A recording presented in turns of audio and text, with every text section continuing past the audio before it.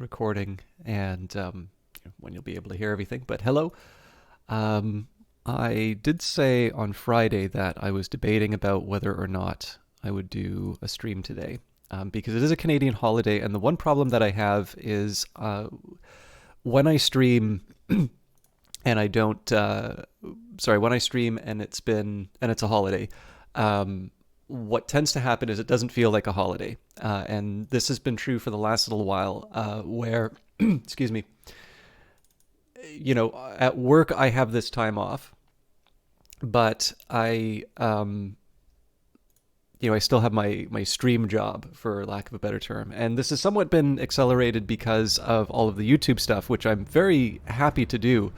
But I am sort of feeling it. And to be honest, I really wasn't going to do it today. And then I reflected on the fact that I didn't announce it on last Monday. And I know that there are some people who like to visit specifically for games. So in this case, you may like Stellaris, you may not like some of the other stuff that I do. And as a result, I don't know. I decided to bite the bullet. The catch to this is that I am sort of... I'm not putting any expectations on myself in terms of when I'm going to get this done. I've been recording a lot of videos lately for reasons that will be apparent probably within the next month or so. And I'm really worn out. Like, I haven't gotten anything that I wanted to do done today. And to a certain extent, that's on me. I need to, I just need to manage my time a little bit better and not necessarily take it out on the stream. But the balance I'm going to strike here is that normally I go for about 3 hours. I have gone later. I think probably my average is still about 4 hours, even though I did kind of cut an hour back over a year ago. Probably longer than a year ago now that I think of it. Yeah, the catch to it is going to be I am going to give myself the option of sort of snipping the broadcast at a specific hour as opposed to relative to when I got started.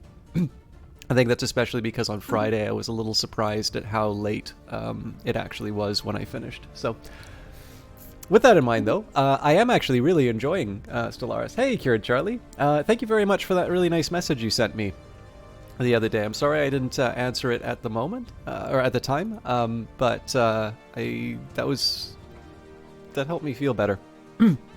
So I appreciate you letting me know you're stopping by and lurking for a little bit. Obviously, there's no obligations to stay around. I don't take attendance, but I'm always happy to hear that people still care about my stuff. So I hope you have a great time both here and with whatever you've got, whatever's taking you away, even if it's just sleep, because I was just talking about that. So let's get the preliminaries out of the way. First of all, I was given a key to this from Paradox, so I am very happy and very grateful that I got that. But as is always true in these cases, it is very good to disclose that. And while I've been doing this for a while, I obviously wouldn't be streaming the game if I didn't enjoy it. I'm not at a scale where I'm going to be deriving an income from playing a specific game. It is good for you to decide, particularly now, because there's a sale going on, and you may actually be making a purchase decision. I actually have a friend who just recently picked up some Stellaris DLC, I think. Excuse me. But yeah, I don't know. Like, I definitely get very enthusiastic about the games that I play. I have bought the plantoids and the humanoid species packs, but up to now I've been definitely quite lucky to be given the sort of gameplay-oriented DLC to sort of show that all to you. But of course, with that in mind, my enthusiasm is something that should be weighted against whatever interest. Obviously, the game is worth something, so I was given something of value to broadcast this game. I'm still not really sure the best way to do that disclosure. We're definitely not early in the playthrough. It's been a little bit of a weird one, so I've been very lucky in terms of my initial starting place, in terms of just being largely untouched. But unfortunately, that did not fit very well with the species trait which I took, which was slow growth.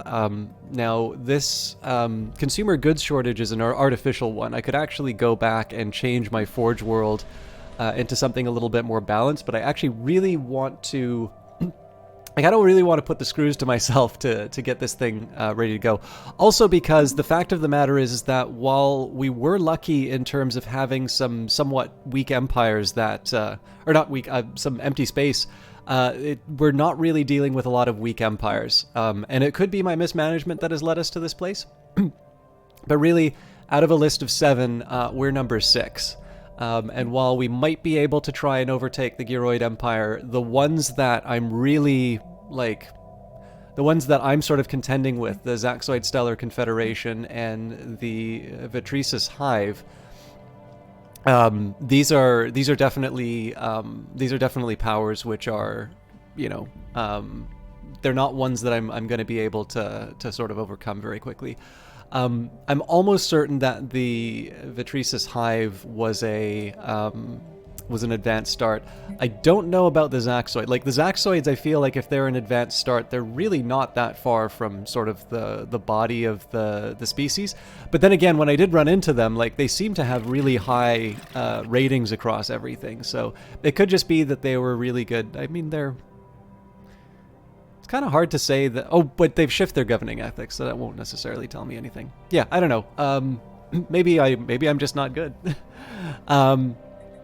But the one bit of good news is that while we were originally kind of preparing for war against them, as you can see from my heavily armed space station in the Mestros system, we're actually on better terms with them. We're not out of the woods, but given the fact that they now have a spiritualist ethic, you know, they're a little bit... we don't have a rivalry anymore. Which is kind of nice. Now, I believe they've closed their borders to me. I'm going to try and keep things on somewhat, somewhat cordial terms. But that's kind of one consideration that's looming over everything. So this is one reason why I want to make sure that I'm putting a fair amount into alloys, that if I need something for my military, I want to make sure my military has it, and I want to make sure that they have it pretty much immediately. The other consideration that I'm going to be making over the next little while is that because of this consumer goods deficit, there's a cycle that we've been dealing with for the last few episodes, and it basically goes that I am, in order to sort of overcome some of my drawbacks, I've been expanding out very rapidly. Rapid expansion leads to empire sprawl. Empire sprawl will lead to higher technology costs and higher tradition adoption costs. Now, from my understanding, this has always been in the game in some form. It's just that this was made more explicit as the as the patches came out and new entries came in. Oh yeah, sorry, there was a little bit of new, because there was the Paradox, the PDXCon thing that came on. I'm pretty sure if you look in the archives, there's a video of me saying that when Wiz left Stellaris, it was very likely that he was going to be working on Victoria 3. I seem to have been right on that. That's just me guessing, but I don't know. It seemed like a natural spot, especially because, you know, it's Stellaris definitely was a really high profile and very successful game. So I'm definitely not jumping on the meme train on that one. Like, the game looks interesting. Obviously, I like these kinds of games. But it's I don't have to like sit down and drool over it for months. Like, there's lots of there's more Stellaris to be playing in the meantime.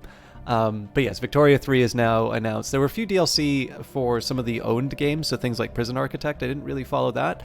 But the Canadian company Allison Smith gave a really good demonstration of some of their, I guess it's augmented reality technology that they use to host the Paradox PDXCon Remixed.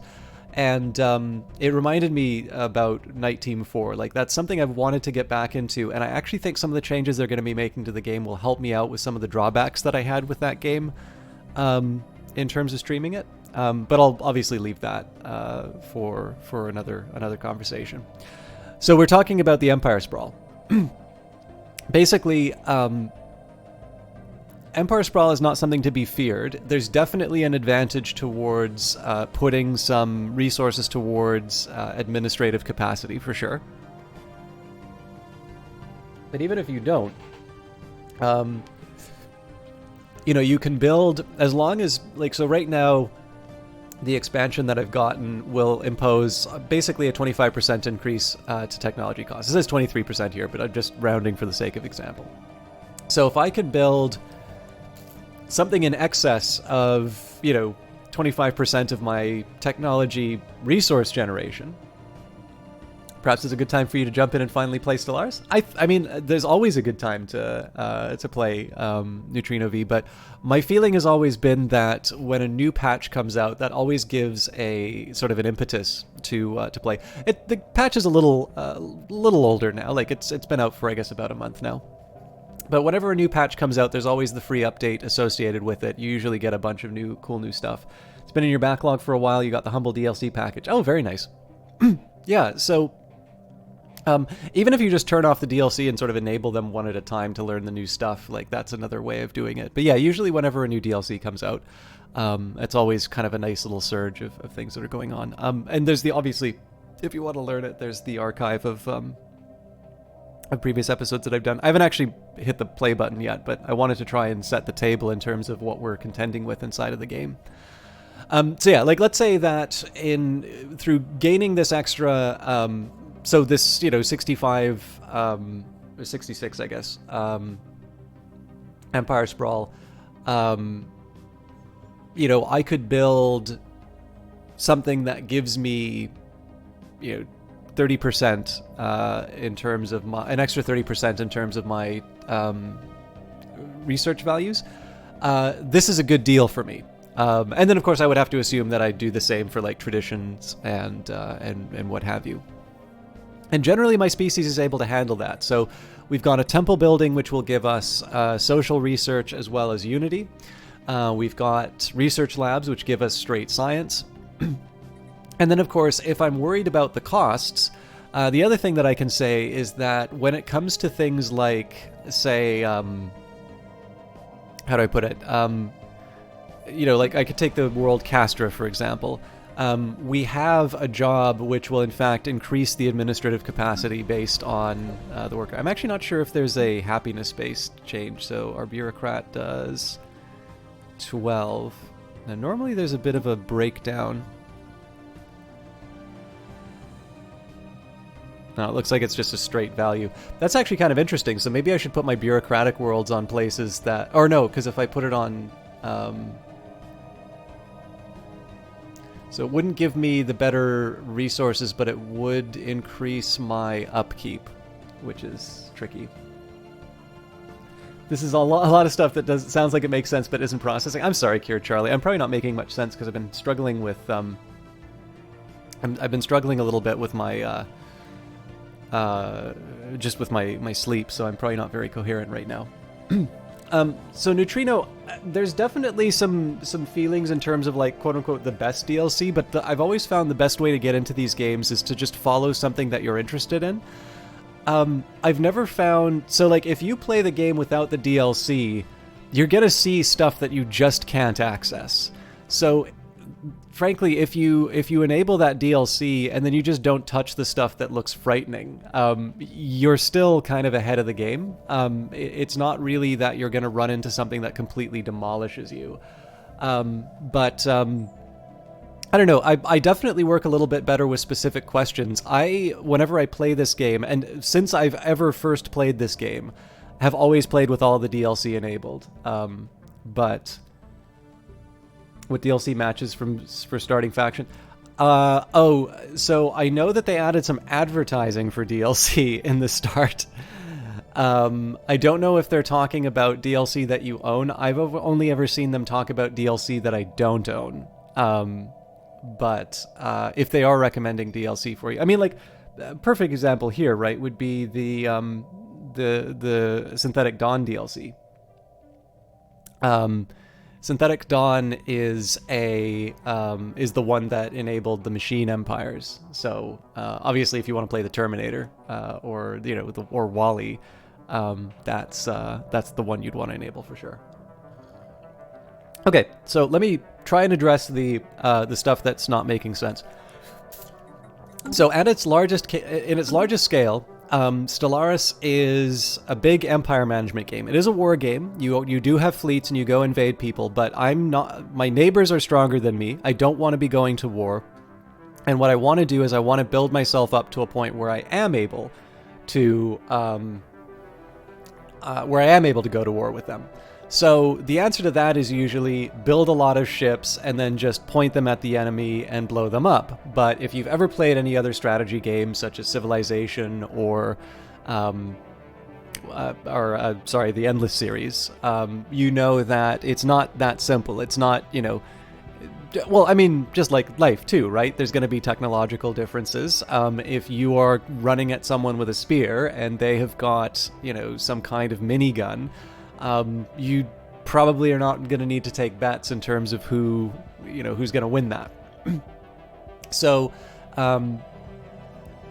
beyond that, the game has it's got a bunch of systems kind of going on in the background to sort of make sure that really silly things don't happen. So, for instance, the game does not put a hard limit in terms of saying you can only have X number of ships. However, it is going to put some restrictions in terms of how much your infrastructure is going to be able to support. So, for instance, my existing naval capacity right now is 60 units. And so the smallest ships take 1 unit, and then you kind of double it. So, 2, 4, 8. There's different kinds of ships that you'll be running with. Now, because I've exceeded my fleet capacity, the maintenance costs for it have increased by 11%, and the higher that goes, the more severe the penalty. And so one big thing about this game is just trying to make sure that you're able to sort of manage your empire as it goes along. In fact, one thing about Stellaris is there's lots of periods of waiting. It's just kind of what you do while you wait, and some of these more intermediate steps that kind of form the base experience of Stellaris. So one of the things, for instance, is that, yes, okay, you've got a big, you've got your interstellar empire, you've created space travel that allows you to travel light years. How do you keep all the worlds in touch with each other? Like, what does it mean? So we're, going to try and colonize. Actually, I guess we've already got Taya.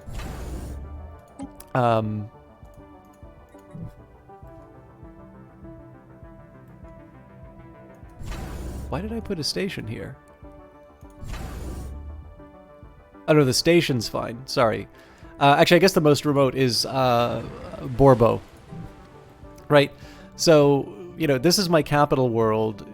Here's Borbo. Under most circumstances, I wouldn't necessarily have this. So, what does it really mean for these worlds to be part of the Black Codex? And this is something that, in the real world, empires have had to manage as well. It is kind of hard to kind of keep everything cohesive. I mean, just look at the States, right? The States is... it's a very large country, all told, but clearly the individual states have a lot of differences between them. And a large part of politics is trying to make sure that all of that stuff stays cohesive. So a lot of that is represented inside of the game here, but of course you tend to have to abstract these things away in terms of strategy games. So in this case here, that's represented by administrative capacity. So you'll generate Empire Sprawl, and you'll generate Empire Sprawl from the number of things that you've built, the number of systems that you own, the number of planets that you've colonized, and the number of people that you have living under you. And then basically you have sort of your administrative capacity, your ability to take care of all of these different things, all at once. And right now, I just simply am taking care of too much stuff with too few, or too little of a bureaucracy, let's say. So there's different ways that I can get around it. I can just try and overcome the penalties that are imposed, and that just involves me building more stuff. And I can also try and minimize the penalty, which is to increase my administrative capacity. And the reason why I was talking about all of this stuff is that there's a bit of a vicious cycle that I've gotten myself into. So in order to increase my administrative capacity, I need to build bureaucratic buildings, and those bureaucratic buildings are supported through consumer goods. Likewise, if I want to overcome the technology costs, or if I want to overcome the tradition costs, if I want to be able to just outproduce the penalties that I'm imposing, all of those buildings require consumer goods. And of course, I'm currently in a big consumer goods deficit. So one of the ways that I've been getting around this is to try and colonize some worlds and turn them into industrial worlds so that I can generate more consumer goods. But of course, as I colonize more worlds, that increases my empire sprawl and so on and so forth. So the biggest problem that I've gotten, it really is the fact that my population is slow growing, and we've done a little bit to sort of rein that in a little bit, but we need time, basically. So right now I've got 7 jobs that I haven't filled. One thing that I could potentially do is take some planets which are... Actually, you know what? Maybe, let me just see if I have any worlds where there are people working in mining. Actually, yeah, they are, but it just occurred to me that might mess with other things.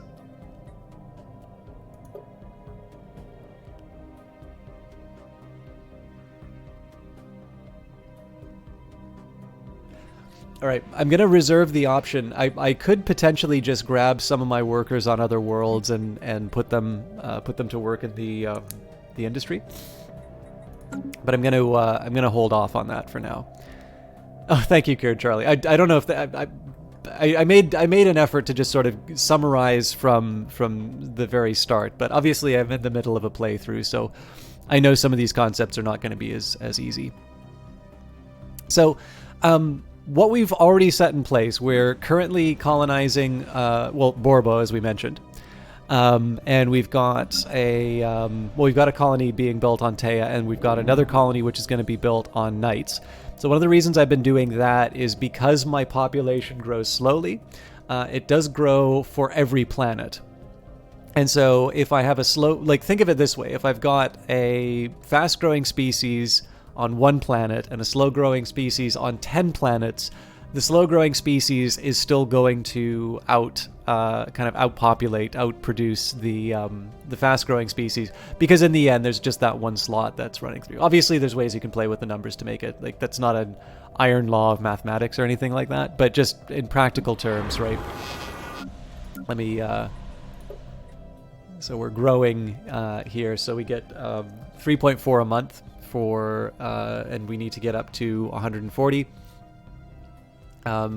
This currently we have minus 15% from our base growth, and then we have in terms of bonuses, we've got, I think, 40% or something like that. So again, I've been really trying to overcome the drawbacks, but again, we need more people for our jobs. So all that said, what are we going to be working on in the next little while? Well, one thing I want to do is try and colonize as many planets as early as I can. Number 2, I want to set up my industrial sectors. And then one thing that's kind of been creeping towards me are my energy credits needs. So what I'm going to be doing is, there's a lot of little slots that I need to fill inside of the Empire, but I am going to start sort of cherry picking some worlds that are good in terms of energy production, and then I might just be skipping some of the other infrastructure to make sure that we balance the books. So it is definitely going to be a bit of a building round, but in this case here, it is going to be sort of with a mind to overcoming our industrial deficits. And as always, the game is probably going to throw some stuff at me to make life interesting. So with all of that in mind, hopefully it makes sense. And of course, for those of you, I do have a friend, like I said, I do have a friend that's recently been getting into Stellaris. Sorry, just one second.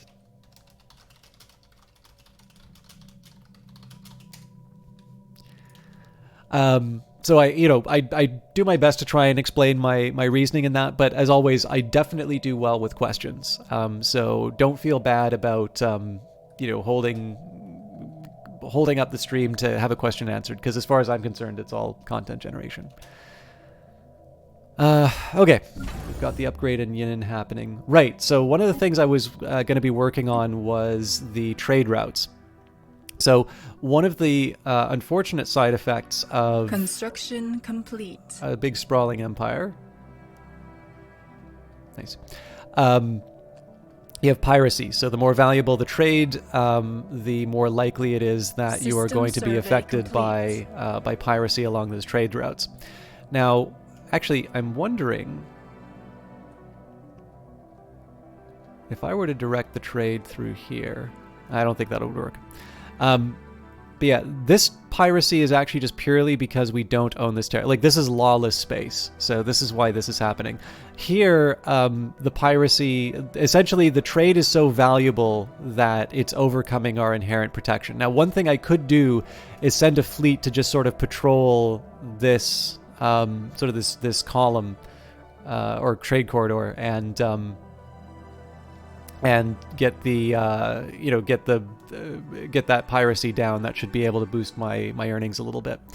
But then, of course, you also have to pay to maintain the ships flying through. So I've never quite worked that out. I know Europa Universalis added a tooltip to show you whether or not your trade protection was actually worth the maintenance you were spending on your ships. Hello, Mytharians. Would you be willing to do us a favor? Baldurak's strong gravity well pulls all kinds of trash into our atmosphere. At a recent council meeting, we decided to step up our cleaning efforts. One of our reclamation units came across a discarded cargo pod, and we're wondering if you'd be willing to help us dispose of it. It seems to contain large quantities of various worthless metals. Yes, we will dispose of these minerals for you. So this used to be a lot better. So this is 500 minerals. It's not like I really need this right now. But in the earlier versions of Stellaris, before there were consumer goods and alloys, minerals were how you'd be building ships. Essentially, a dominant strategy for this game was to just build as many, or earn as many minerals as you possibly could, and you know, throw everything into. What's going on with this?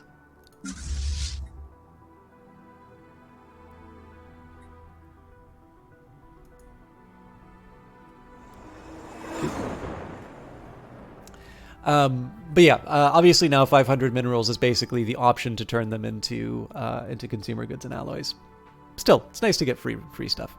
Our starbase in the crash system reports that the Racket industrial fleet has evacuated and abandoned a decrepit ship now in unstable orbit around the system's central star.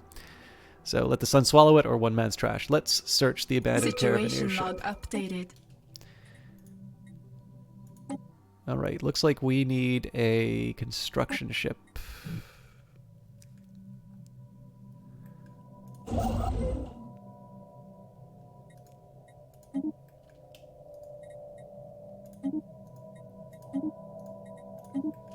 So there I'm just queuing up all of the work. Hey, the Eyes of Sin, good to see you. I'm always very happy to see you, but I know Stellaris is not your cup of tea, so I'm always very happy to see you in the channel, but I know this is not the easiest game for me to show here. So I hope it's not too much of a burden on you for however long you're here. Are you doing well? For those of you who don't know the Eyes of Sin, I will try and keep the game running. Although I know, actually, the Eyes of Sin did make one really wonderful contribution to this game, which was the plant people that she had me build. But the Eyes of Sin is the incredibly talented artist behind these emotes in the channel. She's been very supportive and has, I thought, done a wonderful job with them. I particularly like System 1 HMM because she did it essentially without a lot of prompting. I think I really just said I wanted sort of my stream's equivalent of a Kappa emote. And it's easily, like, for me, this is easily my favorite out of all of the emotes that they've done. Just got back from helping your housemate run a few errands. Excellent. Hopefully they were grateful, because I know sometimes roommates expect quite a bit. But I will mention a few things. So the Eyes of Sin just recently put some posts on... Starbright Knight, you wonderful person. How are you doing? Starbright Knight actually gave some really kind feedback on the Machiavelli emote. I know you said you're moving from marbles on stream. So, let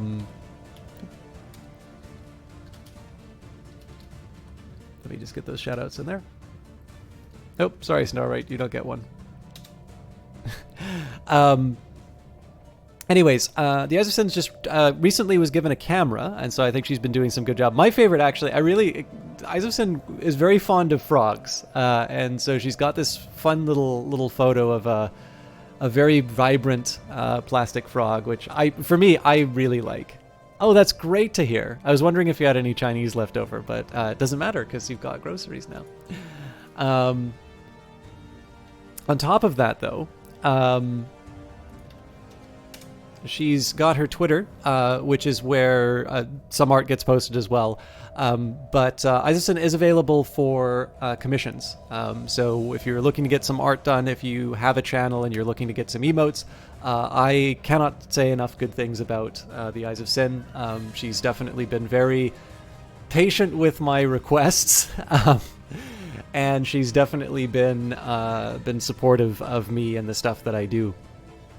And on top of all of that, I will say that she does make a living off of this. And so whether you show the support through the coffee, or if you're in a position to hire her for voice work, photography, or the emotes, I can definitely speak to the quality. I think it's something that's really helped my channel have some semblance of I don't know, professionalism.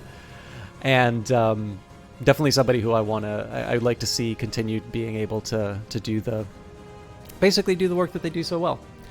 Now, on top of that, I feel bad for Starbright Knight, because obviously the Eyes of Sin has the Eyes of Sin. Anomaly found. Oop. Sorry, let me just take a second here to deal with the anomaly. This barren and lifeless world is showing signs of once having supported a biosphere. Starbright Knight is actually somebody who I met through Miss Ariella's stream, who I actually just recently was watching her. She was doing a new world. Just recently doing a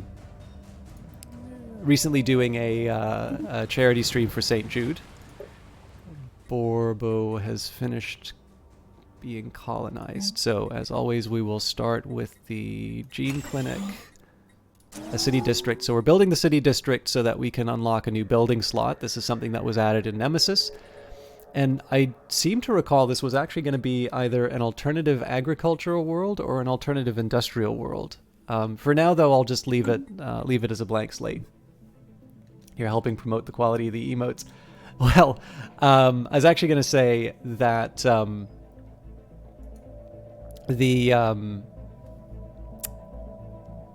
well, the Starbright Knight, when they did Marbles on stream, was used the Machiavelli emote, System 1 Smart, I think.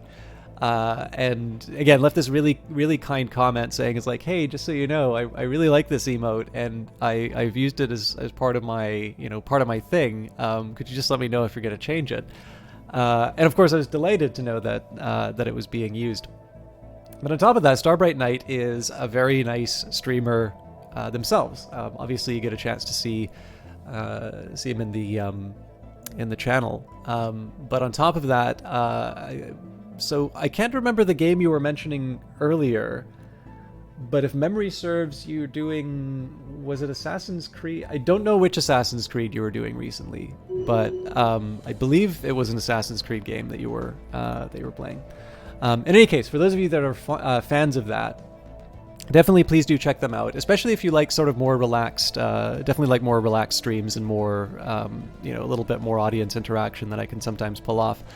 Starbright Knight is a very warm and welcoming streamer, and somebody who's definitely given me more kindness than I deserve as far as the compliments. So, two streamers. Sorry, the other thing I forgot to mention about the Eyes of Sin, on top of me just really hoping that I can drum up a little bit of work for them.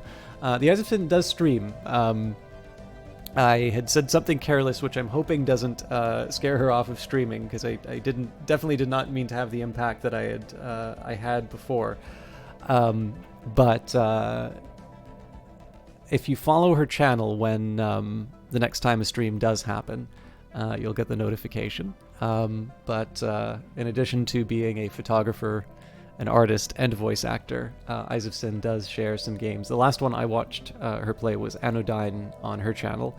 And then she did, I do not remember, I think it was Dragon Builders, which I hadn't noticed until Eyes of Sin played it, and then I saw Microsoft give a recommendation through the Game Pass, so I'll wind up playing that eventually. Okay, let's see what's going on with the is it Racketeers? While clearing the wreckage of Quantos, we discovered an ancient cache of technology which dates back to our former empire. Only a minimal amount of research should be required to reintegrate this knowledge into our technology base. Ah, yes. So this is actually because we chose the origin story for our species as being sort of the remnants of a former empire, and so I was actually clearing out. This is clearing things out on my capital world. And in this case, we didn't get a technology, but we did get a big boost to our engineering research, which is nice. Okay, I'm just going to bump up the speed again, because I think I've said something approximating the nice words to the people I wanted to say those things to. Okay, Gribbon's full up, but we've got 4 work slots available. So this shouldn't be too difficult to clear out. Terraforming candidate discovered. Our detailed survey on Mauthala 1 has revealed that it may once have supported life in the distant past. There are significant deposits of frozen water at the polar ice caps and beneath the planet's surface. The existence of valley networks suggests that water may have once flowed freely. Terraforming this planet would theoretically be possible, but we do not yet possess the technology to accomplish this monumental task within a realistic time frame. So eventually, we would be able to hit this.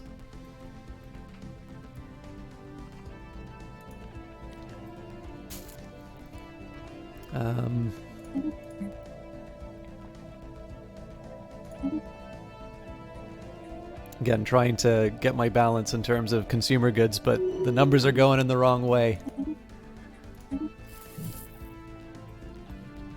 Okay, let's think about some other things that I can try and do while we're getting set up. So Knights is about to get its... Oh yes, I remember what I was going to do. Resonance imaging of BT811. The BT811 asteroid suggests an internal composition consisting of rare crystals. Okay, so this is just a warning about my consumer goods. What I'm going to... Oh! Founder species is on the slave market. Again, I keep wondering where these things get picked up. But this is one of the ways that I've been trying to boost my... This is one of the ways I've been trying to boost my industrial base. So if we take them to Lemsa, in this case we spend a nominal amount, and we should have somebody working that consumer goods job fairly soon. So hopefully that number is going to be smaller than 41. Okay, so one of the things that I want to be doing in the interim is right now I've got a navy, and I'm not really making good use of it. So we've got a couple of easy mining drones. Uphill Jogger, thank you very much for the follow. I don't know if you're somebody I know exactly who you are, and that's a great name. If you just happen to be somebody who likes Stellaris and likes my style, my apologies for the over familiarity. But I thought, you know what? Any explanation I offer would not make any sense, so I'll just leave it at that. Thank you very much for the follow, though. Hi, Jonk. I know you played Mass Effect. This is Atsuch. How you doing? You wanted to say you started and you think it's incredible. Oh, so you're playing Mass Effect for the first time. I'm guessing you're playing the new Legendary Edition that came out? Congratulations. It's a very, very good series. You know what? Let's clear out the 1K stack first. I mean, so I obviously have my my EA Play subscription.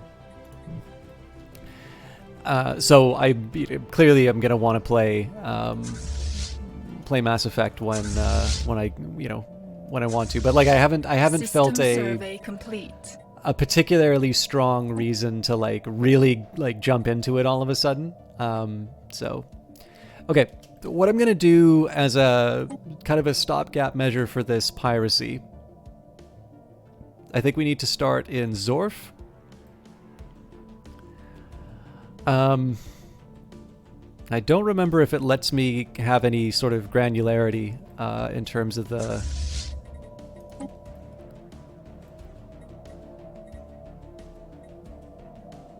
What are your patrols to put... the current location and target location. Okay, so first thing we're going to do is we're going to start them in Zorf. And so yeah, unfortunately, I don't think we're going to have much luck getting them to... I think they're just going to take the shortest distance between the two. But at the very least, I'll get them covering most of the piracy that's happening. Oh, I completely forgot about the tech that we just researched. I don't even remember what tech that was. Usually there is an option that lets you show what you just researched. Do we really do xenodiplomacy? We probably did. Okay. Let's think about what we want to try and get next. So naval capacity, that's going to help me out in terms of overcoming that, sort of the penalty I'm running from being over my cap. It's quite expensive, though. It's the most expensive on the list here. Neural implants, so we get slave army and slave processing facility. What this realistically is for me is just a chance to draw from the deck again. Refit standards is pretty good. This will lower the costs of ship upgrades. What I'm most interested in, though, is ship upkeep. So, of course, support vessels will completely eliminate my penalty. The refit standards, well, I probably won't actually... I'll say, like, the net is 6. So it gives me about half. Well, it's half for less than half of the... I'm going to kick the can down the road and we'll do neural implants. It's only 9 months and it lines up with Buri's specialization. So for those of you that don't know, your scientist will have the possibility of being an expert in a field, sometimes more than one. So in this case, Buri Bakorab is a level 3 scientist and they've got expertise in statecraft. Psychic also happens to give some bonuses to research speed. So if you mouse over the progress, basically we've got a 15% bonus because of the expertise and the science that they have. Their skill gives them additional 6%. The fact that they're psychic gives them an additional 10. And then there's some more passive bonuses that I've already sort of applied. And so in this case here, the total bonus towards research is 76% for this particular researcher. This means that it can be to your advantage to sort of switch people in and out of researching jobs, but it does probably like the fact of the matter is this game makes a lot of demands on your attention, and so being able to flip researchers in and out of slots is sometimes a little difficult. Probably oh, I think you are hoping to learn some stuff about Stellaris. Yeah, I apologize. I am a little bit far in this playthrough relative to where I think you're going to be in your playthroughs. But I do have a couple of interesting challenges that I'm running into. So right now I've expanded a lot. I'm sort of the gray area. I am relatively weak in terms of the overall placement. So I'm 6 out of 7. This is a little bit of a weird start where there was just this big empty space. Which I can sort of grab onto, but I wasn't able to sort of capitalize on most of the benefits. So I'm trying to overcome too much Empire sprawl, and then I'm also dealing with the fact that I didn't invest enough in consumer goods, and so I've sort of imposed this penalty on myself. I'll eventually get it fixed, but it's a tricky one. Okay, so the reason we took this system was so that we can claim the archaeological site. There's another one over here. We've already got the science ship working on that. All right, Caravaneers, old with defects. Likely due to the vessel being a civilian transport, the shipboard databases were not fully scrubbed as part of the decommissioning process. So while nothing else of value was found aboard the ship, our data scientists have managed to recover partial references to unknown alien technologies. And in this case, we gain some research towards exotic gas refining. This will be helpful down the road when I want to get more researchers and I'm sort of struggling for space. But right now, I'm just simply not going to be able to afford the kinds of upgrades that are needed there. Still, it's nice to get ahead in terms of technologies. So we've already got this worker going on the archaeological site. Oh, Secret Heart. While unremarkable on the surface, the BT-811 asteroid has a hollow core lined with industrially valuable crystals, like a gigantic geode hung in the stars. With special instructions prepared by Science Officer Sari Deden, any future mining platform should be able to carefully harvest these crystals from the interior of the asteroid. Ooh. I thought this was a different event, but that's nice. And that is... Oh, nope, that's just outside my realm of... or like my circle of... Circle of influence? I'm not sure.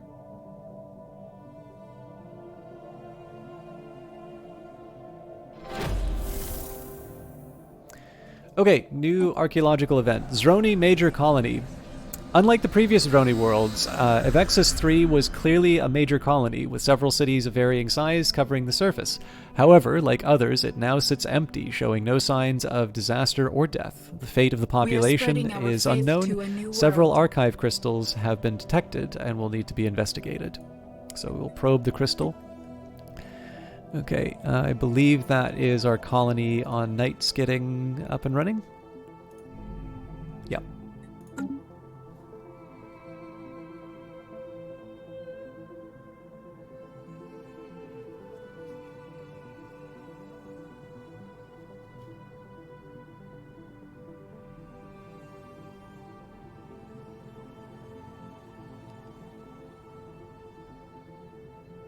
Anomaly found.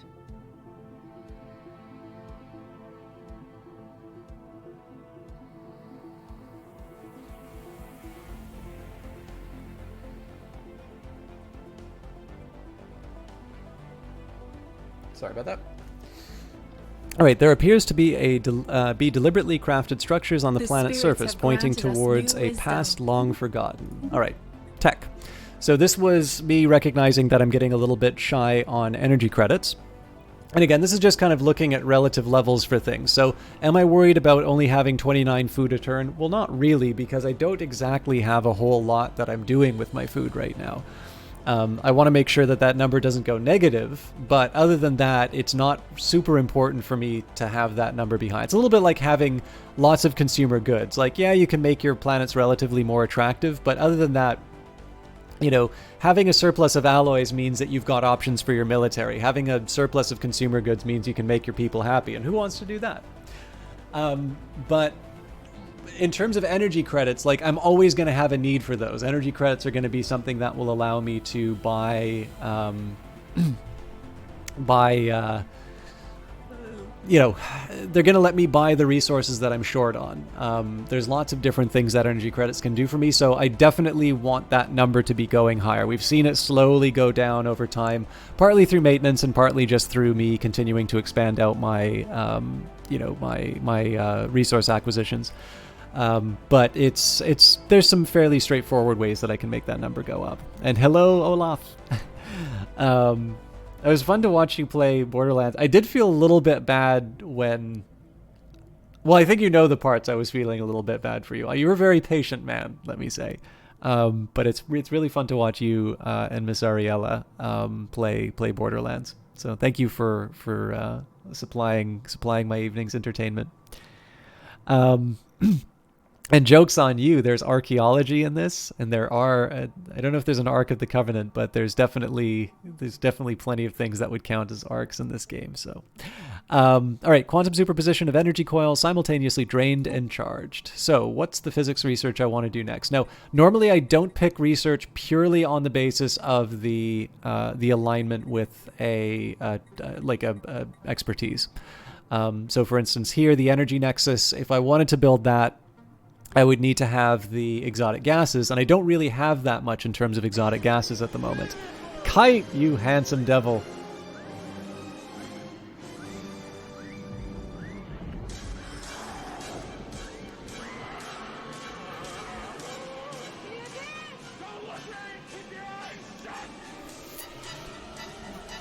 So, not exactly Olaf, but it's actually shockingly close in some cases.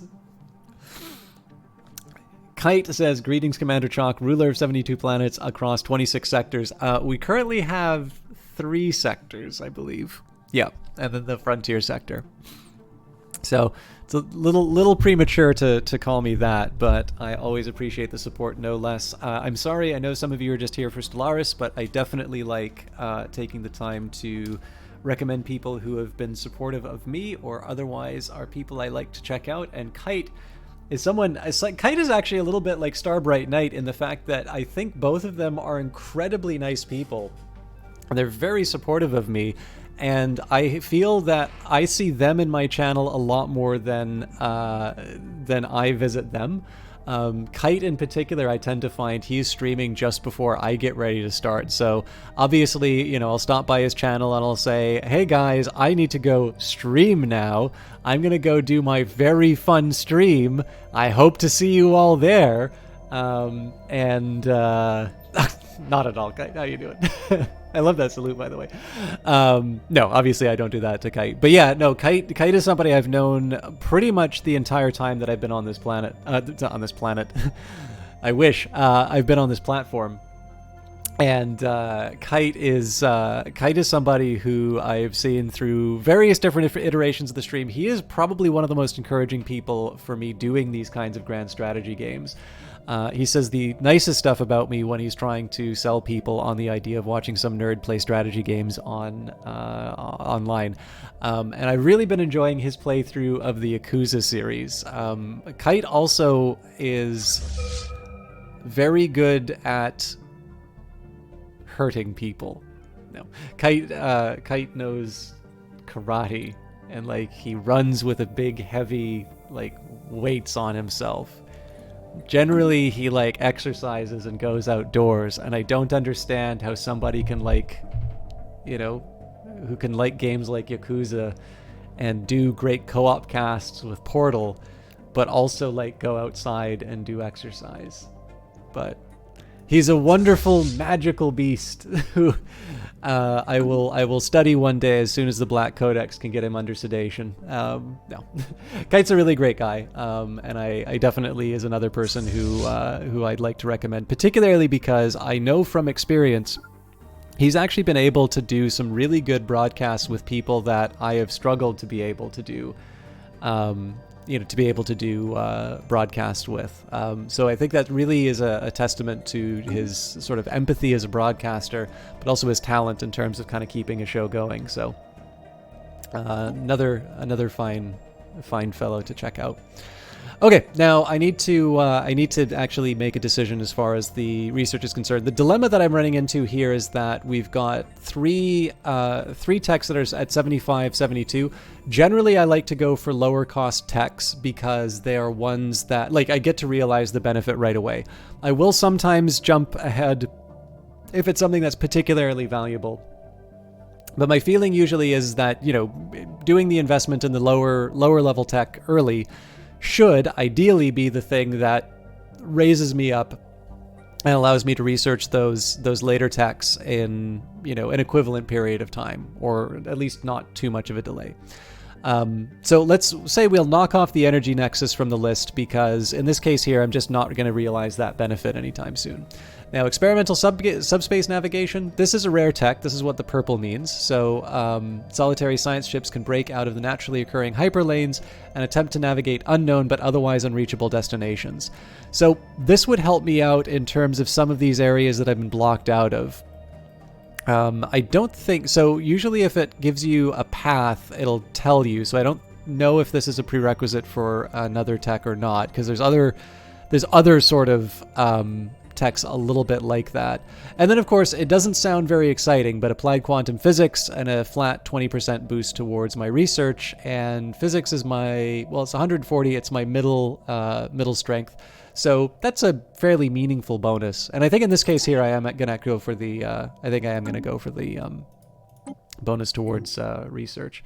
Just because the other two I didn't have any immediate application for, so being able to research all of my physics tech faster seems to be the better one to go for. Now I'm going to do a quick audit of my worlds, and I mostly just want to make sure that the worlds don't have any slack. So also we can do an upgrade. So Intham is going to get capital. This means I'm going to be able to build the Ministry of Productivity or whatever it was called. Eventually I need to build, well, let's figure out what I want to build on here actually. Give him another forge.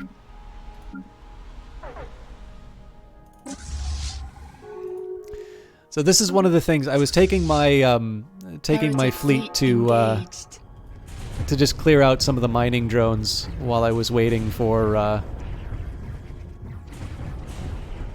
It looks like we lost a couple ships.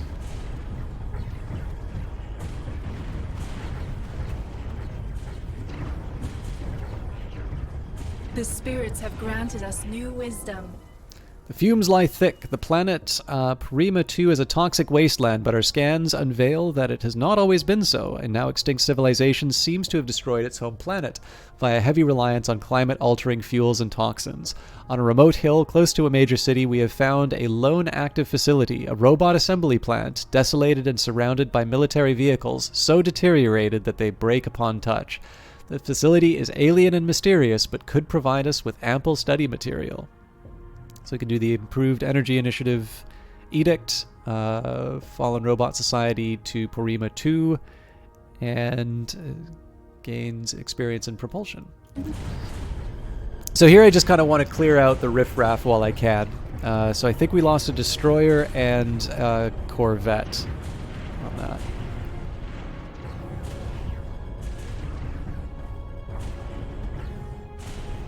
All right, see the butcher's bill. Yeah, 2 destroyers and a corvette. So we've already built those. We should be able to replace them. I'm right now in this case. I'm just sort of letting myself get back to. I'm letting myself get back to sort of the capacity through attrition, which is maybe not the best way to do it, but it's what I've got. All right, neural implants. Cognition is little, but the processing of sensory input. It can be altered. Okay, back to society again. Again, I picked that slave army one, not necessarily because I really like a slave army, but it's more that I wanted to be able to take advantage of a new draw. Similar idea here. So an extra civic slot would be great, as would System Capital Complex. It is going to take me 36 months, which you can find if you mouse over the selection. So along with telepathy, like these are two big... These are kind of like 2 big social investments, and right now I have the option of an alien zoo, which is something that I do have something that I have a planet I can build this on right now, and it'll give social unity and so on and so forth. I suppose it's kind of like a temple now that I think of it, but I still want to build the alien zoo, so we'll just pick that right here. We are running short on consumer goods, so we'll buy another 500. Notice our energy credits have gone up again. And before I move on, I kind of ignored the Starfleet, so let's just take a second here. So we only have the 1 corvette, huh? It's not much of a...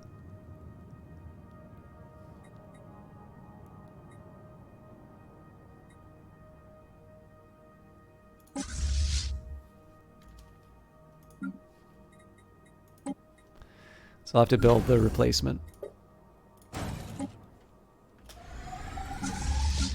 And as for what's left over,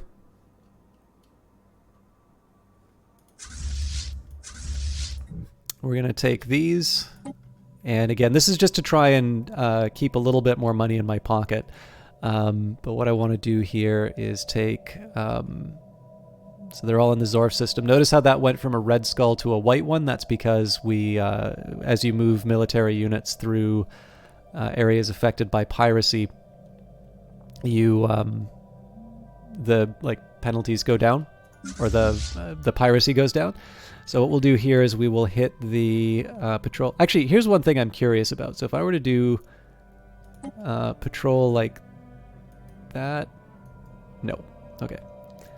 So I'll hit patrol and put them sort of to the end of the list. So the one thing I don't like about it is that the Bitrius system gets ignored. Now, one thing I can do eventually is just put down a bunch of star bases to sort of help sort of leapfrog the piracy problems. There's an argument for a star base in Ensmar. Well, either in Ensmars or close to Ensmars because of the trade value. I suppose Journist would make the most sense because then I would have access to Ensmars and Obnal. So I'd scoop up the trade from there. I need to make sure that my protection extended. Actually, this might work rather nicely. So what I'm trying to do here is just get rid of all of these red skulls if I can. So let's assume that I'm able to project out from 2.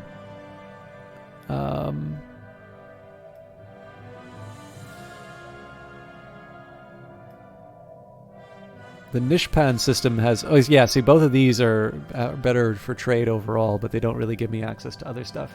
Hey, Jared J, how you doing?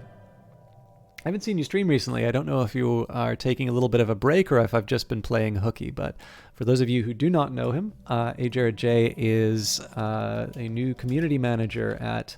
I won't say the new community manager, because Madeline is still kicking around.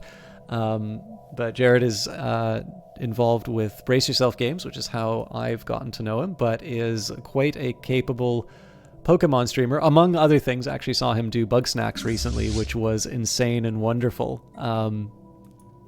Yeah, really nice guy, and very, very fun to watch. Okay, so anyways, let's go back to my trade. So right now I'm just sending ships to go clear out all of the riffraff. Eventually, what I would like to do is try and put some bases in place to protect the trade in general. The problem is that I only have a starbase capacity. I only have space for 5 more, and if I build a starbase if I build a starbase to try and protect the trade, it means that's a place I can't build a starbase elsewhere in the Empire. So, for instance, Araness has got 17 trade value. If I don't build a starbase there, I'm not going to collect that. It may be that I can, take something like Gribbon and just extend out its range, but again, none of these are necessarily ideal solutions. So that's why I've been a little bit reluctant to build those extra star bases, plus the maintenance costs. But that's kind of always going on there. I thought I sent you off to patrol.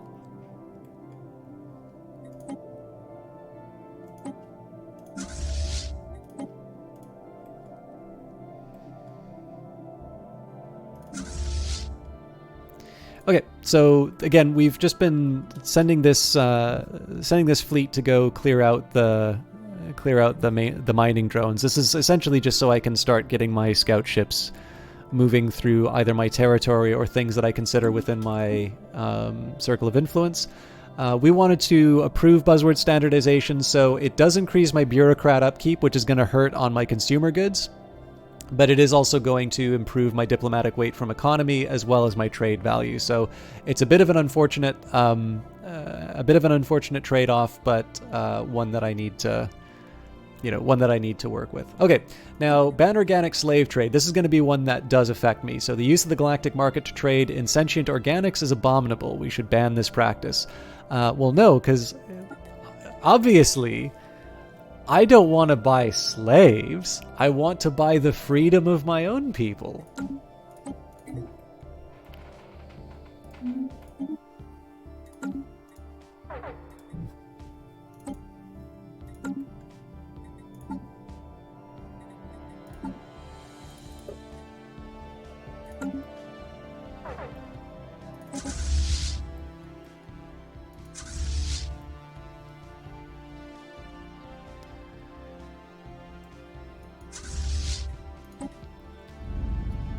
Get a proper look at what's going on.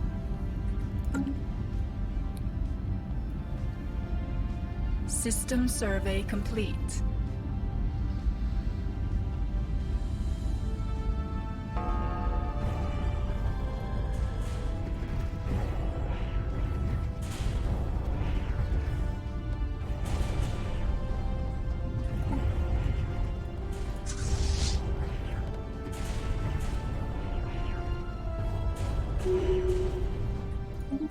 Okay, no losses on that one. So there's not a whole lot of an advantage to doing this other than the fact that I'm clearing out issues, but I mean, the fact of the matter is when I'm able to gain an ocean world just by sending a fleet that's otherwise not getting used a lot, it's nice to be able to get that done. The alternative, of course, would be to just wait for the last possible moment, and then I have to move the fleet at a time where it may be more inconvenient for me to do so. So All right, the Zroni Major Colony. The image suggests that everything's going fine. Strange crystal. Most of the accessible records focus on the course of the war. Our working theory is that the mood of the population influences the strength of the record about a subject, meaning that the most thought-about issues are recorded with greater prominence. Unsurprisingly, the course of the war was on everyone's mind. The majority of the Zroni sided with the Saviors, but while they had an advantage in numbers, they bore one significant disadvantage. Heedless of their effects on the galaxy, the Divine were free to use their full psionic might. Meanwhile, the Saviors were limited to whatever power could be drawn from their own bodies. At first, the war seemed hopeless, but eventually a hero amongst the Saviors would make a terrible yet vital discovery. Investigate the discovery. Which reminds me, I don't think we've messed around with our artifacts recently, so I will confess this is one that I always find a little tricky. I think it's because it's stuck in society management, so relics aren't an obvious place to be there, but as you get these artifacts, so I could get some extra credits for selling it to private collectors, not really something I want to do. We could celebrate diversity. That'll give me my xenophilic ethics attraction. Now, there's no advantage to me making my population more xenophilic. We don't have that trait already. But we could proclaim a religious revelation, and it looks like I've already got that modifier on here. But basically, it gives me some bonuses towards unity, and it also makes my species more spiritualist, which is something I want them to become. So.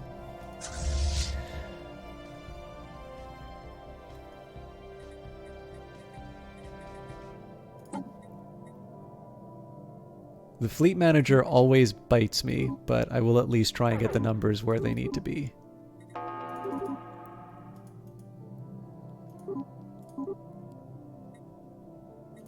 Construction complete. No, battle was over before I could take a look. Okay, so I don't think there's anything else I need to clear out right now. We do have a new tradition. So in this case, we were following the Harmony path. Now, there's nothing wrong with this upgrade, but it's not one I needed right now. So this is the Bulwark of Harmony. All organisms, no matter how perfect, must rely on an immune system to ward off the threat of outside disease. Our society is no different. The effects of this are: one, in a defensive war with another empire, ship build speed is increased by 33%. In addition, the ship fire rate is increased by 15% for ships within your borders. So again, you can't go just, like, one of the things you could try and do is to provoke people into war and then, swallow them up, and then, you just have a weaker opponent to do your aggressive operations against. But this is definitely not the sort of thing that you use to make yourself a strong military power. You do that in the supremacy block. But by selecting this one, I'm going to complete the Harmony tree, and that's going to give me the finisher effect. Adopting the Harmony traditions will reduce Empire Sprawl from pops by 10% and unlock an Ascension perk slot. And of course, the Sprawl was the whole reason I went down this path. So, Bulwark of Harmony. On top of that, let's see our Ascension perks. I am really not sure what I want to do here. I'm reserving the option to become the Crisis, but we haven't quite got there. Now, Transcendence would be, I believe this has the prerequisite of psionics, so this is a new one for us. We stand on the threshold of awakening the true psionic might of our species. Our minds are ready, and we have heard whispers of a psychic realm beyond our own. Yeah, this is the one that's caused the war that we're doing the archaeology on. So bonuses to code-breaking, encryption, intel level, and all members of our species unlock their full psionic potential. Very hard to say that I want to pick anything else. We've already gone through everything else in this list. I do at some point want to do One Vision, but I think being able to turn everything in the species psionic, and especially because we've been working on trying to improve our code-breaking and encryption, it feels here like Transcendence is really the way to go. So,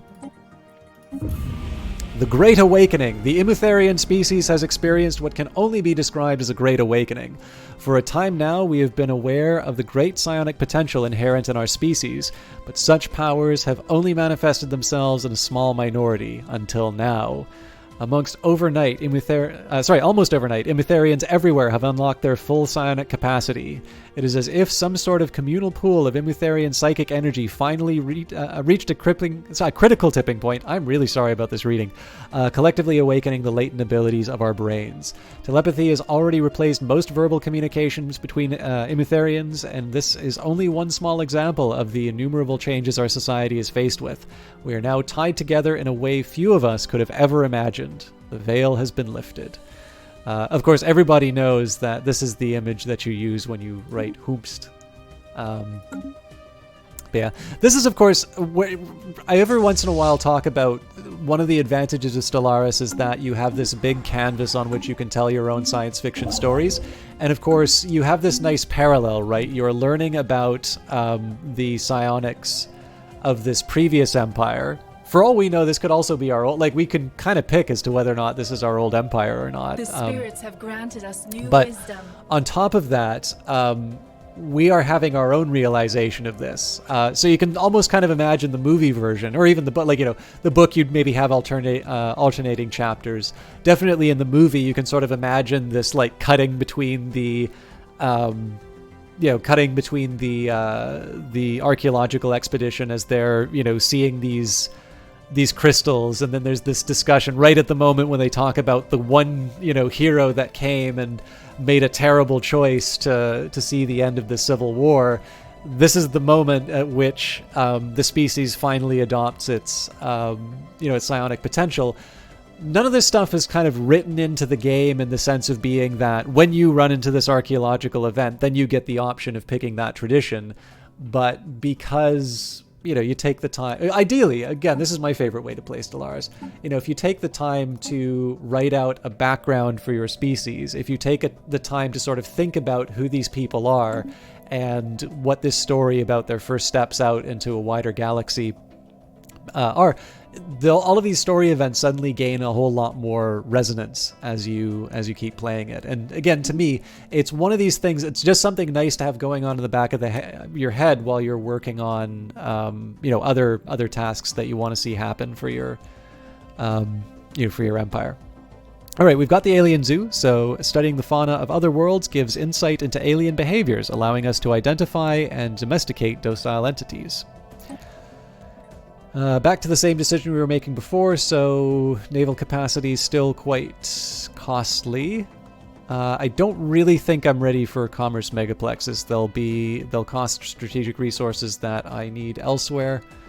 The habitability will help me on my consumer goods costs. And I'm not really ready to go to war, so I don't see... Okay, so let's do this by process of eliminations. Interstellar campaigns doesn't get me anything right now. Interstellar economics doesn't get me anything right now. I don't really have needs for an army, and I did just get the slave armies. So it's between doctrine support vessels and hostile environment adaptation. And of course, it's 27 months versus 17 months. Do I want to spend 10 extra months to get rid of a 5% increase to ship costs? Not really. So we do hostile environment adaptation. And we've got our plasma thruster, an advanced form of electric propulsion. Plasma thrusters afford ships with greater sublight speeds and maneuverability. All right, habitat's always tempting because it's a way, again, of me boosting up my population numbers. Unfortunately, or actually no, I guess we can do habitats that are dedicated towards industry. So maybe that is an option now that I think of it. Okay, I think I'm just going to do the mineral cutting beam. Well, hang on. No, we're going to do exotic gas extraction because we do have the exotic gas in the Thabit system. I would have done the mining. Okay, this construction ship I've been ignoring. So they got Hydrobius. Okay, so the first thing I want to take a look at here. So right now I'm potentially increasing my Empire sprawl in order... Well, okay, here's the trade-off I'm looking at. I want to get all of these systems for myself. Getting all of these systems all at once will mean that my Empire sprawl goes up. That's not good. So what I want to do is I want to first prioritize like important locations, i.e. ones that have how do I put it? Like strategic resources that have archaeological sites, that have planets I want to take. So, you know, Sawa would be an example, although Sawa is like a million miles away, so it's going to take a while. After that, I want to be prioritizing energy credits. I'm back into triple digits for energy credits, so that's not as big of a priority as it used to be. And then finally, securing the wormholes is another priority, and then eventually, you know, being able to just kind of expand out and you know, gain the resources. So let's take a minute here. This is the construction ship that basically, this is the only one that's in this area right now. So if we don't come back to these spots, they're just not going to be worked. And what I think I'm going to do, so there's two approaches I can take. I can be like completely Swiss cheese, and I can say, well, Kepler doesn't really give enough energy credits to be worth it. You know, Achernar I might take because research is important. Or I can just say, it's like, okay, close this off, you know, close these off. In reality, I would almost certainly take Jamor and Tersonia. So in this case, it makes as much sense to just kind of claim all of these. And essentially we say, it's like, okay, well, we're just going to close off the southern part, if south even means something on a galactic map.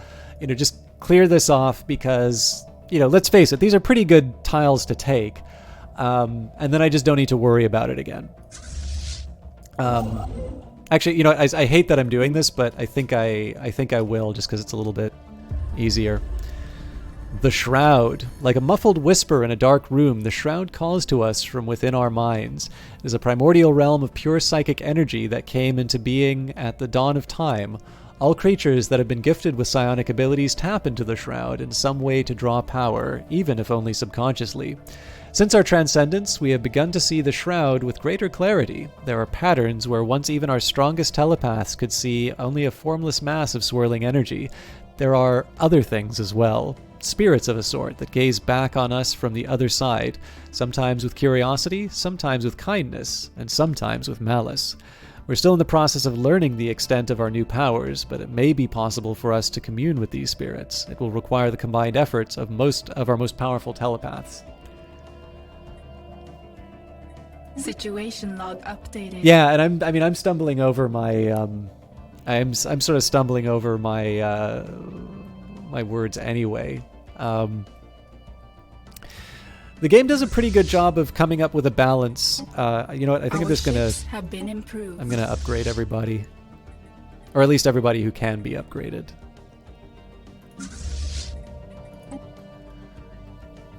I believe you can rename systems. Well, this is not claimed, so yep. Incoming transmission from the Balderac Science Academy. Imotherians, I have been asked to approach you on behalf of the Balderac Science Academy. Although we Dathnak don't possess much in the way of technology, we are certainly capable of higher reasoning. A few of our think tanks have spent the last several years studying theoretical physics, and we would like to share their findings. Perhaps the data will be of some use to you in the empire building activities you solids are so fond of. I feel like this is the most stuff that I've gotten from the Dathnak. Normally they just keep asking for stuff. Anyways, they gave us some physics research, which is nice.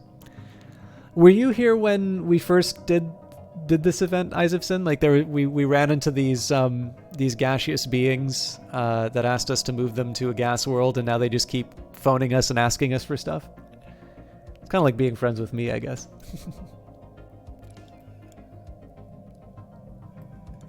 Yeah, so that's the continuation of that story. Complete. They asked us to move. I think they asked us to move them again as well. God, I don't think I've ever seen this. This looks cool.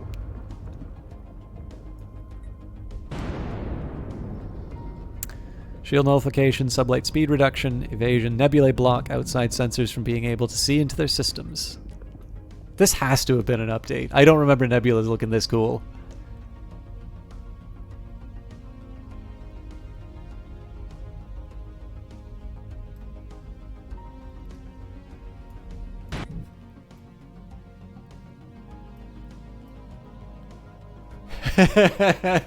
You like to imagine that we just filled them into balloons?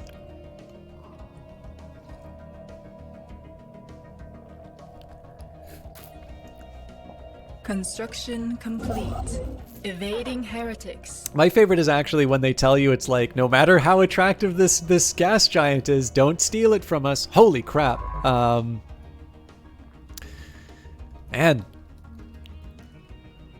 It's another good look. I mean, it must be because we're in a nebula. So either I haven't been in enough nebula or nebulae. Or they did some nice graphical improvements in this patch. Yeah, these guys are a little tough for me, so I could take on an individual batch of them, but the combined forces, which I almost certainly would be fighting with my fleet, is a little bit too much. Now, this is a Gaia... Oh my god. Okay, Gaia in a continental world. The Gaia world's kind of small, but it's definitely a prize I want to take. Construction complete. Okay, so we'll build our mining and research stations, and then we will claim the wormhole.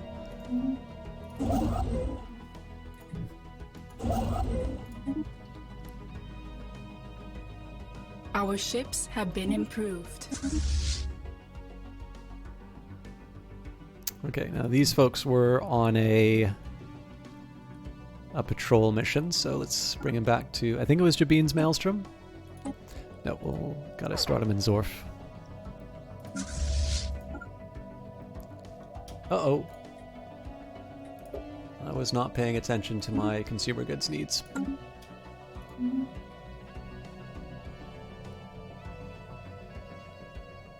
Oh, sorry, I didn't look at that. You just show up in a new world with a heap of balloons with faces drawn on them to tell which ones are which.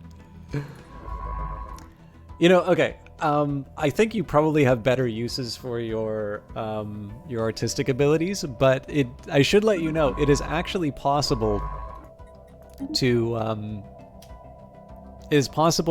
mod the game to incorporate images. So if you ever wanted to do an image like that, I could make it so that the image associated with that event, I'm pretty sure you would be able to. Pretty sure you'd be able to show that in game.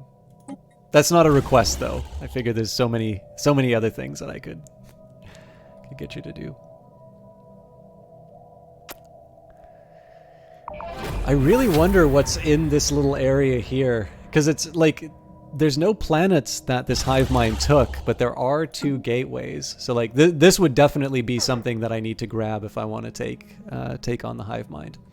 Okay, so we finished the archaeological dig just in time for us to have seen the shroud. Let's hear... Oh, this is a cool looking image. Okay, so let's find out what happened with the hero. Strange crystal. The crystal tells how a rogue Zronai researcher, working on a theory which his peers refused to believe, turned his power inwards, consuming his own body in a contained psionic chain reaction. Following his last instructions, the dusty residue of his supreme sacrifice was tested and confirmed to be an incredibly potent source of psionic energy. It was essentially the sum total psionic potential of his life, rendered instantly usable by another psion. The crystal also contains the location of the Zronai home world. Nice. The dust. It is the Zronai. Oh my god! I never... I had no idea. I've never had this event before, but we definitely have. we've got 2.7k Zro. Jesus. All right, a new system is created. Add a hyperlane connection between the Yinin and Roynam. So where is the...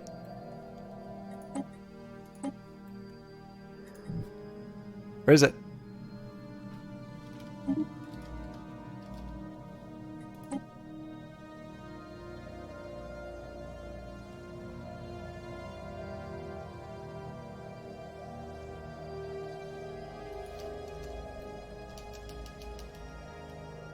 I don't think that's right.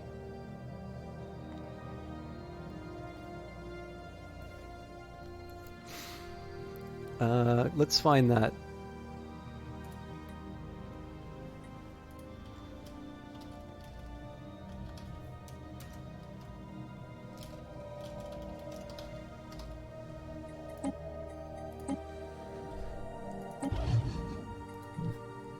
So this is between Yinan and Roynam. But I can't actually find...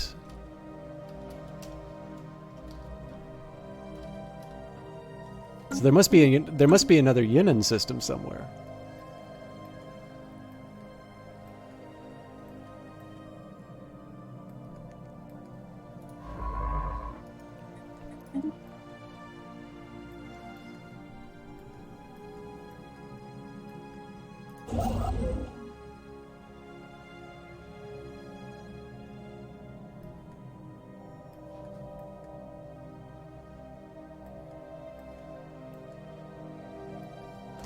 What are my envoys up to? Okay, so we've been building the spy network to the Zaxoids.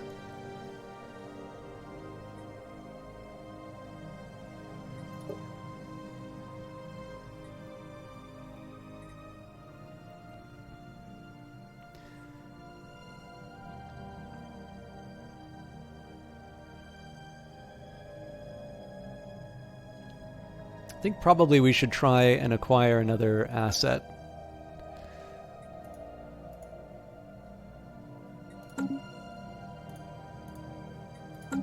We can tempt or coerce operatives from and other assets who would be of use to our intelligence operations, recruiting them for a price. Assigning an asset to this operation may skew the results towards their interests.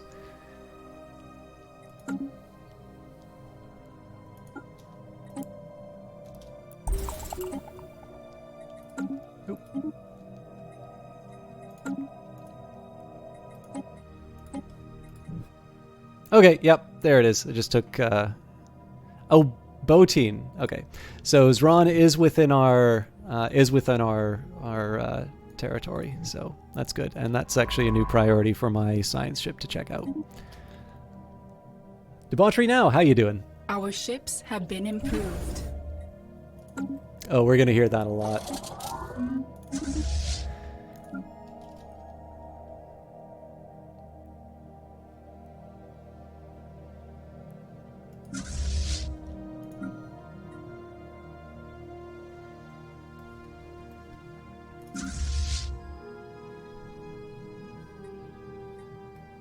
Our ships have been improved.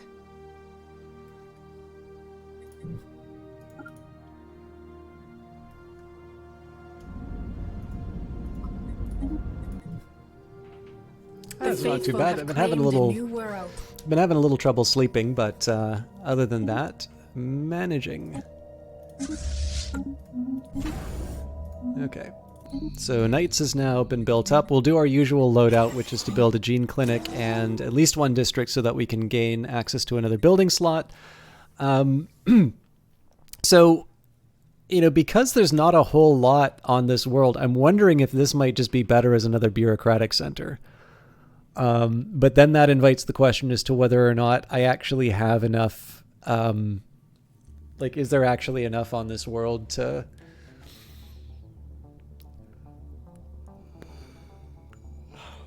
Sorry. Is there enough on this world to actually, I'll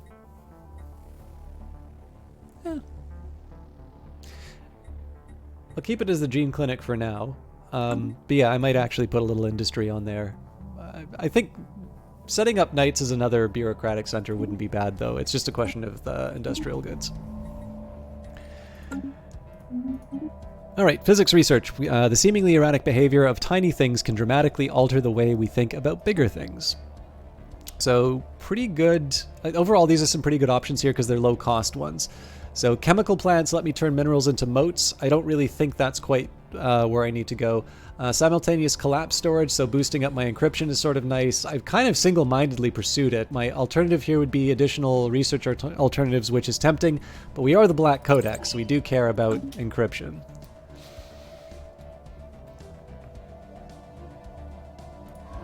So the science ship's on its way to check out this archaeological site. I do want to check out the Zroni homeworld, but I got to work out the timings.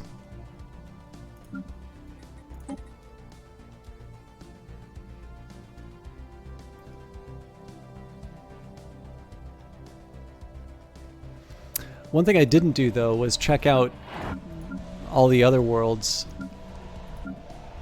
Okay, so Aranis Our is ships going have been to... improved.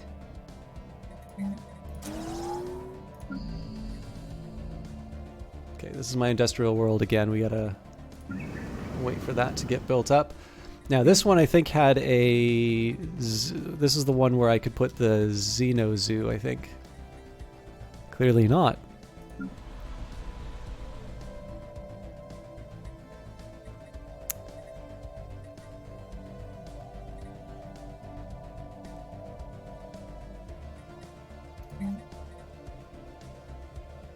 I'm gonna wait on that actually.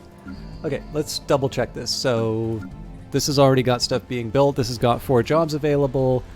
Why in the world does this count as a refinery world?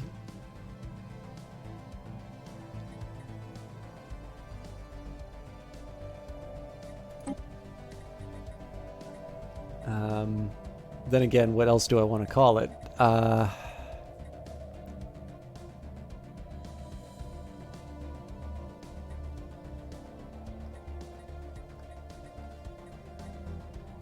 You know what? If I don't have a better, designation for it, maybe I'll just let the AI take care of things.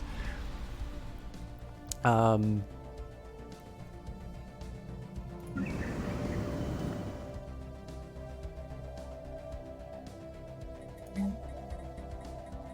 pretty sure we've already exploited the crystalline caverns here, but...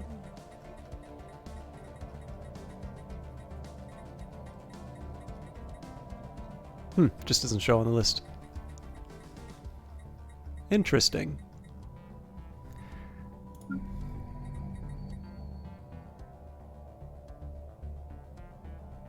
What was the isolated valley again?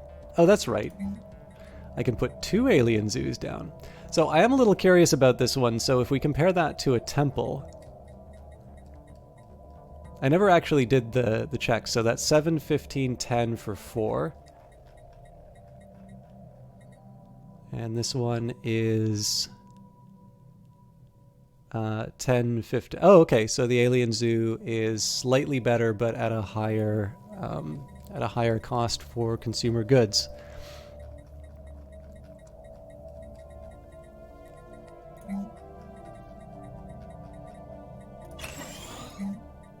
I want him anyway. Okay.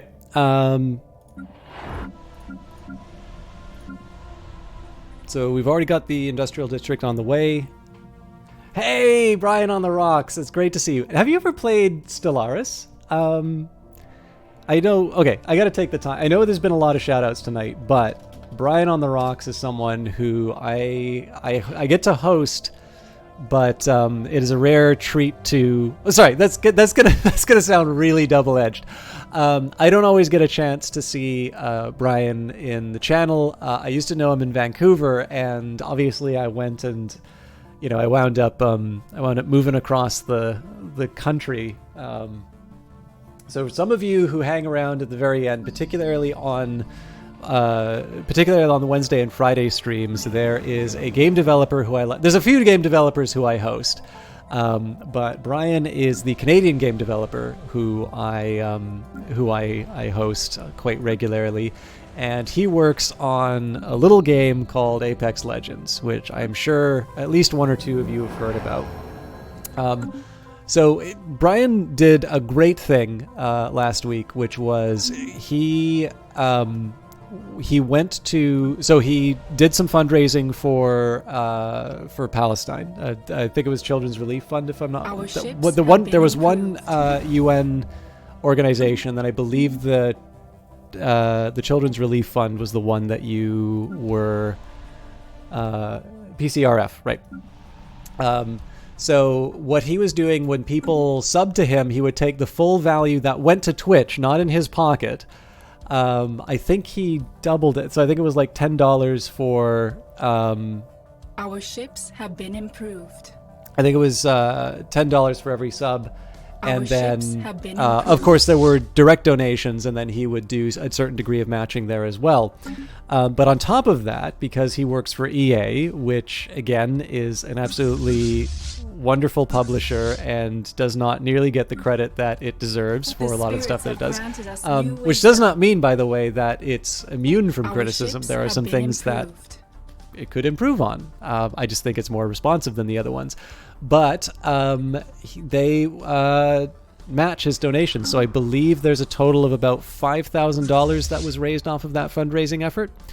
So in addition to just being a really solid guy who went out of his way to support a good cause, Brian is an incredibly open developer. He talks a lot about decisions that were made going into Apex Legends, why the game is the way that it is. I have a friend who constantly complains about the fact that there is no sort of single player option inside. Well, like not single player, like solo option. And Brian, like I will mention it jokingly. I did not mean to cancel that technology thing. I will mention it jokingly, and Brian will give a very honest answer to it. Not in like a lecturing way or that. He's actually somebody, he's probably out of all of the streamers I know, probably the one who is the best at handling my my unique approach to Twitch chat, let's say. But $10 extra, so $15 total. Good Lord. Yeah, well, I mean, I don't know if you ever read the article that I wrote, Brian, but I thought like that was definitely the very pro case. But like the case that I always make for EA is the fact, first of all, I think they are like they're the best, which means that they're at the cutting edge of a lot of stuff. Which also means that when a mistake happens the first time, they are much more likely to make it. And like, what does everybody talk about? The Battlefield 2 stuff. I don't know if Brian knows anything about, Battlefield 2, but it's another thing he worked on. But I always take that as an example of how EA listens, right? The game was not like what people were complaining about after the complaints happened. Would it have been nice to have avoided that? Sure. I mean, I have some speculation, but why would I speculate when, I'm talking to somebody who is directly there? So, like, in that case, or EA spouses, right? Like, that shouldn't have happened. But that is also something in the past, and the hope is, of course, that moving forward, they're able to improve. So the measure for me is not necessarily does somebody have a perfect track record. It's how did they do, like, what did they do in response to, making a mistake or doing something the wrong way. And on that front, I actually think they've done quite well. I kept an entire org to manage that stuff from then on, like a lot of money in salary every year just on making sure we don't do stupid things. Oh, I'm going to give them a resume.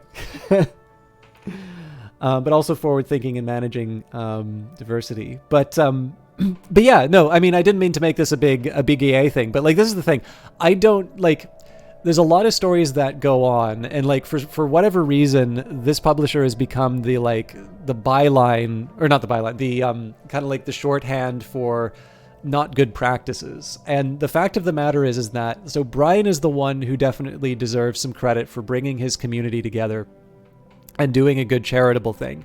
But because he was working at the developer developer and publisher that he was working at, those good works were amplified by the fact that there's an employer matching, and so the money that he was already sort of taking on quite a bit of a sacrifice for himself, but the effort that he made went far beyond what we normally would have seen.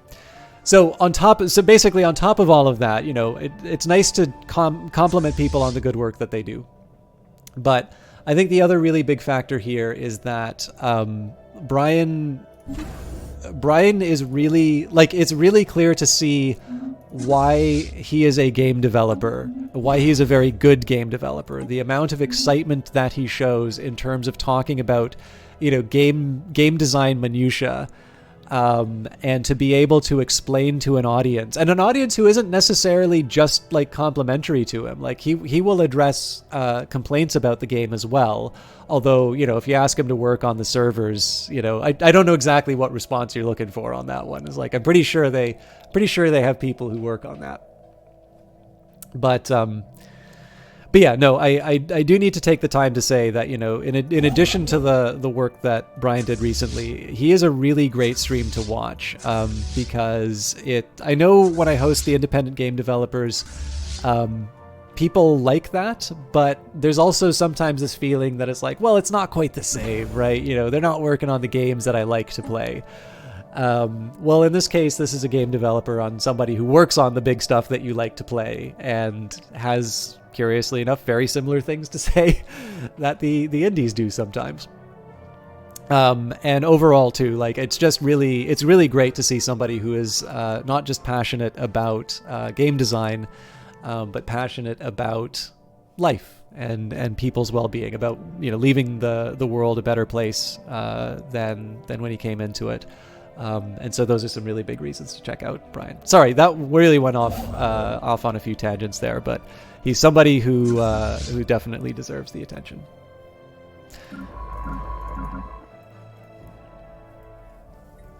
But yeah, so like this is the other thing too. I knew Brian from The his. spirits have granted us new wisdom. I knew Brian from a restaurant that he ran, and he's I've played exactly one game of Street Fighter V at his prompting, but I've seen him play stuff. But I usually tend to only see him play first-person shooters. But I did. I don't think I blew his mind, but I at least shocked him by confirming the existence of a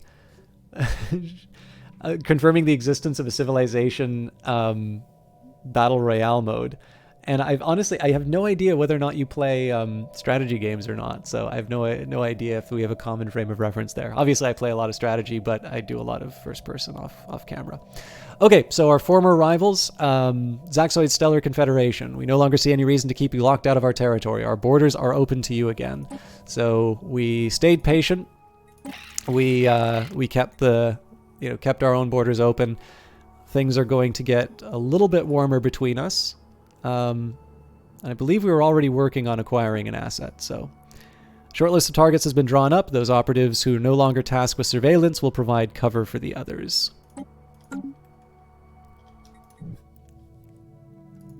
Oh, and I also need to, I did a bunch of research. Okay. I could extend my leader's lifespan. It's definitely the least expensive of... Yeah, you know what, I keep kicking that lifespan one down the road, but I think it's probably time that I start thinking about that. Okay, we've also got access to the gas extraction, so not something I'm going to use immediately, but this is good to get a stockpile right away. So pockets of exotic gas are rare and often inaccessible by conventional means. Such deposits can only be reached by using special extractor technology. And for engineering, I have been thinking about getting some more boom, so that would give me armored torpedoes would give me that. However, it is 48 months. Now, ceramo metal alloys would be really tempting because of the 10% bonus towards my alloy production. The thing is that I would ideally I would get that for consumer goods instead. So I'm debating between. You know what? I'm going to kick the can down the road again. In this case, I'll actually do exotic gas refineries because it is not going to take me 19 months to research this. And then we can see if we can get a better draw. Our ships have been improved. Construction We're going to be complete. hearing that ships have been improved until every single one of these upgrades is done. I wish that were not the case, but... Incoming transmission. Oh. The spirits have granted us new wisdom. Hey, they want to establish an embassy while we're spying on them. We aim to establish an embassy on Quantos for the future betterment of Zaxoan avowed diplomacy. Oh, Brian, did I don't remember, did I tell you the story behind these ones? Okay, who in chat who's interested knows the backstory for the Black Codex? Because I'm happy to go into the background on this one. We spent like an hour building this, so I figured I should get everybody in place. To me, Stellaris is not a strategy game, it's a role-playing game. Okay, exotic gas can be produced artificially, but it is a difficult process that requires advanced refinery equipment. That was just so I could get the draw from here again. So I could boost my defense platforms. Not bad for this fortress on Mestros. Civilian replica complexes, the problem here... Like, this is the, I think, third tier of... No, this is just the The second tier, really? Why does it cost 4 then? I don't think I have the infrastructure to support... well, I could support 1.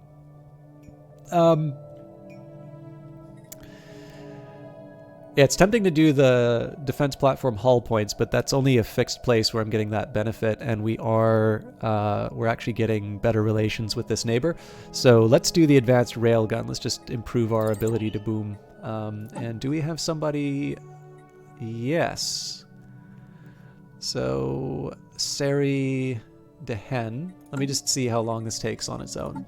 So this is where I'm talking about this specialization. So the trick here is they actually have Spark of Genius and Brain oh man. So there's a 15% bonus. No, you know what? Even though this character isn't specialized in it, the fact that they're a genius, they have a brain slug, and they're psychic, I believe actually makes them better suited to... Actually, this is one thing they could do to improve, I suppose, is they could make it so that you get an estimate in terms of how long it would take for the scientist with its traits. But yeah, in this case here, the propulsion expertise gives us a 15% bonus. So if it was just the Spark of Genius, we get an extra 5%. But because the other researcher has the brain slug, in addition to having a higher level, it's actually better to keep the non-specialist there. Not hurt yourself? Okay, I'll give you a quick story. So this has references to other species that I've made in the game. Oh, this is interesting. I've got a couple of modified Imitharians. I wonder if this is because they're slaves.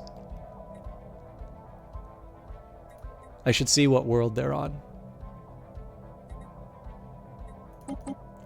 Okay, so basically the new DLC that came out was Nemesis, which has a number of different features, but probably one of the biggest ones was a full, how do I put it? Like, it's like a full espionage system that was added inside of the game. We've only sort of hinted at it a couple of times tonight, but in any case, I wanted to kind of build a species around that. And what I had sort of been thinking about was not just code making, but also sort of secret cults or different religious orders. So things like the Pythagoreans back in ancient Greece, or even, like the mysteries inside, something like the Book of Revelation, like all of this sort of arcane stuff. And so I sort of thought of this idea of a secret society that was dedicated towards code making and code breaking. And we went a step even further, which was that it's not just... This would be a group that is as equally comfortable with advanced concepts in cryptography as they would be doing a very elaborate sort of exegesis on sort of difficult religious texts. If you know anything about Gnosticism, there's sort of some ideas inside of this, that the path to salvation is not just believing enough, but you really need to understand exactly what's going on for these people. And Tillman Enk was actually the one to sort of decode that. This is because the patch for this current version of Stellaris is actually named after the author Philip K. Dick. So there's a little subtle reference in there, which I was really happy that somebody in chat sort of picked up. So anyways, that was sort of the broad strokes that I was making with this species. There's a couple of references to other species that I've written before, but here is the quick species biography. Accurately separating the facts and legends about the Black Codex would require membership, and anything less than membership in the higher orders would only be accurate about 60% of the time.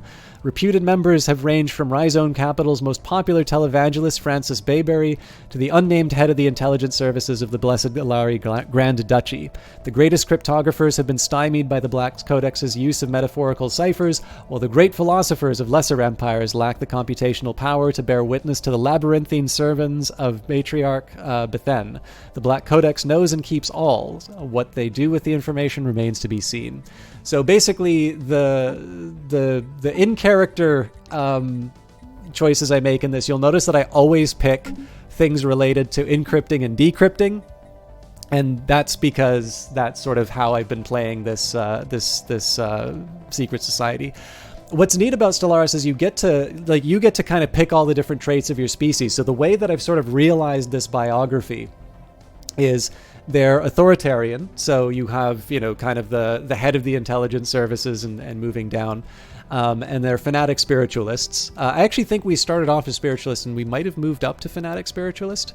In any case, incredibly devoted. And again, there's going to be a pretty strict hierarchy. And then the civics, exalted priesthood. So to guard against heresy, this society is ruled by a religious council consisting of the wisest and most pious members of the clergy. Again, sort of the idea of not just in terms of security services where you want to compartmentalize what information is being given and disseminated, but also this idea of sort of being able to go into the higher orders. If you want to do a comedy version of this too, like obviously we could just maybe say that this is some interstellar version of Scientology where you need to sort of you need to work your way up to, and you need to pay your dues before you can move up inside of the Black Codex. You can, if you want to color this your own way, you definitely can. That's part of the fun of Stellaris. But the other thing that I did was Cutthroat Politics. So this is partly having sat in some econ seminars, which are a bit vicious. But the idea here is that there's intense competition for being one of the ways that the Black Codex gets better at what it does is to have this very intense rivalry to be able to be the one to have made that first discovery or to break your opponent's cipher. So the idea, maybe you'd be looking at somebody else's research notes and, part of the whole effort would be to actually break the code that they had used. So the other factor that went into this was so these are the civics of this species. Osnaz12345, thank you very much for the follow. I'm sorry 12,344 people got to your name before you did, but you are the most special one to me for sure. But in terms of the species, so the way that I originally built them was they're intelligent, which I kind of figured was appropriate for this species, which is kind of geared towards sort of designing and understanding these deep arcane mysteries. Traditional, so again, I kind of figured that this would be related to religious orders and such. And communal, again, you sort of imagine monasteries, that's not so hard. And then what I decided to do here was slow breeders. And this is just the idea that obviously if you have this group that doesn't just code their transmissions, but then codes it in language. So, if you're thinking like the Book of Revelation and trying to figure out who's the person with the name that, the number of the name 666 and these kinds of things that you will see inside of history. You have to be somebody who's very comfortable being able to not just work with the tech that's involved in enciphering this information, but then you also have to be somebody who understands what the hell somebody just said in these documents. And that obviously involves very broad reading and sort of a willingness to put up with all of that. And let's face it, there's not a lot of people who are willing to do that sort of stuff. And so while the game doesn't specifically have exclusive membership, I figured a low birth rate would be roughly a way that I could suggest that, the path is very narrow for membership of the Black Codex. And then what you'll notice here, so let's take the Vitresis Hive, which is probably the most powerful the most powerful race that I can do spying on. So let's take a look and see how we are cryptography. Okay, so it still counts as challenging. They've got a huge technological advantage then. But if we compare to other species, I believe now the Zaxoids, which used to be a challenge to us, it's now weak cryptography. And their code breaking is very weak relative to our encryption. I'm curious how the Vitresis Hive finds it. Their code breaking is very weak. Okay, so in the case of the Vitresis Hive, we can't read their messages, they can't read ours. So that's basically true for us right now, right? Like if you bought something online, I wouldn't be able to get your credit card number. Our ships have been improved. That's not to say that there aren't organizations that could do that. It's just we don't know. Obviously, if somebody were to break modern encryption, they wouldn't volunteer that. So that's kind of the world that we're in, which is right now it seems that it's possible to encode a message and assuming that everything works the way that it's supposed to, we are able to keep secrets. The fact that we're able to keep secrets is basically the reason why e-commerce is a thing. Whereas in the case of my next biggest rival, the Zaxxoid Stellar Confederation, I can read basically everything that they're doing, but they can't necessarily read mine. All right, asset acquired. Spymaster Gan Be'erin reports from the Zaxxoid Stellar Confederation. A successful execution so far. Our spy network is now bolstered by access to an influential Zaxxon professional, ready to assist us with operations which may benefit from the asset's own network of contacts or the weight of their reputation. So we lose a little bit of our infiltration level, but let's talk, because I've only touched on the new espionage mechanics. So we now have two assets. We've got one who is a scientist and a clerk. So basically, our appeals to the scientist's pride have convinced them that they are underappreciated by their home empire, and common clerk, unhappy with their job, eager for a little excitement in their life. So what I can do here, I've already got a spy who's kind of penetrated the Zaxxoid Stellar Confederation. They've already built a bit of a network, and I can do all these different actions. Now, I don't want to do things like arm privateer or sabotage Starbase or anything like that. I might want to steal technology at some point, and I do have a couple of assets that'll help out with it. But really what I've been trying to do here is just generally improve my overall, my overall level of infiltration and intelligence. I am rather intrigued. So it says current intel 68 out of 54. Oh, it's just because I lost my my level. Maybe I should just let this thing grow up to 90. I could gather intel. But yeah, eventually I want to do steel technology, but. And then sleeper cells, I don't think this will increase the infiltration. I think it just maintains it. So sees activity within the spy network, allowing its spy master to be reassigned while also preventing its infiltration. Yeah, so what we'll do is we might just take this up to a max level, and we'll prepare some sleeper cells, and then we'll maybe send Gan Be'erin onto other tasks. Okay. And yes, as Brian points out, obviously I go overboard in terms of my species titles and such. So clearly you do not need to, if you are not inclined to taking, some crazy history in terms of cryptography and religious orders and such, this is purely optional. But I definitely find, I mean, I've had stuff, I did a species that was based off of the Johnny Walker,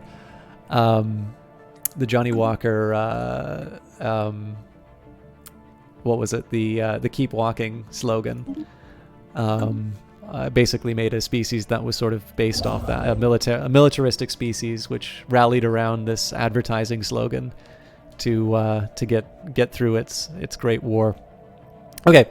I've been a little bit lax in terms of some of my tasks. So I bought up those consumer goods because, again, one of the ways we've been getting past our low growth Our rate ships have been improved. is by colonizing worlds. So we're going to do that here. However, it does require consumer goods. So it doesn't seem... Oh, that's right. Okay, so we have technically two different kinds of Imutherin, and I want to know why. Who are these two? More importantly, which one do I have more of?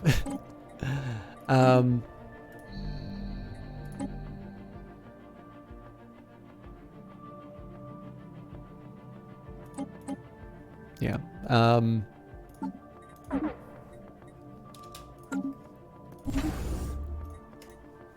Yeah, the way we've been getting past the growth rate is just to spread that growth across different worlds.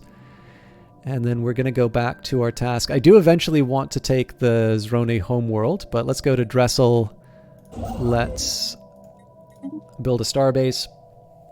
So here I'm just getting strategic resources. The research is nice, but this is about getting the moats and eventually the crystals. And then this big fleet is ready to go. So if I want, I could take out this mining operation again. Yeah, actually, let's go hunt some mining drones. If nothing else, it'll give us a nice little laser light show to look at. Deja vu dig. Our ships have been improved. It appears that the passageway descending towards the underground chamber has suffered some mishap in the past. A cave-in has filled the lower part of the shaft with boulders and dust, in turn making the excavation venture slow and frustrating. So this is the Deja Vu Dig. Scans of Hydrobius 4 uncovered an artificial chamber deep beneath the surface, its purpose and origin unknown. Magnification revealed an excavated shaft leading from the surface to a subterranean vault. Further analysis will require sending an expedition down to the surface of Hydrobius 4.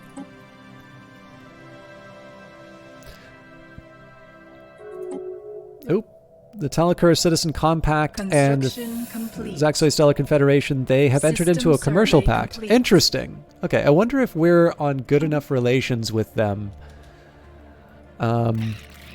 So we are eventually starting to form a little bit of a coalition here. So the Talakura, I believe we have got... Oh, maybe not. We should be on good terms with them, but it looks like we aren't. Okay, who do we have an agreement with then? The Georoid, that's right. Oh yeah, here's a funny thing about the Georoid Empire. So they're also authoritarians and such. We did a migration pact with them. But what's really funny is that when we look at the species within my territory, like they're slaves, so they've migrated into my civilization to become enslaved. Their choice, you know. Okay, I do eventually want to do some of the Shroud stuff, so let's see what we can do. But why? Well, the possibility I'm allowing for is because they are like they're an empire, like a proper imperial. Like setup, fanatic authoritarian spiritualist. It's possible that they were slaves and they just preferred our type of slavery, but genuinely I don't know. Oh, they're in a defensive pact with the Vitresis Hive. Okay, so if I can try and angle things with them, so I believe we have a non-aggression pact right now. Oh, right, but they're not going to do a defensive pact with us because of the... we tried this before, and we're just not on good enough terms. Okay, well... Yeah, they're understandably suspicious of me. They won't even agree to do a non-aggression pact.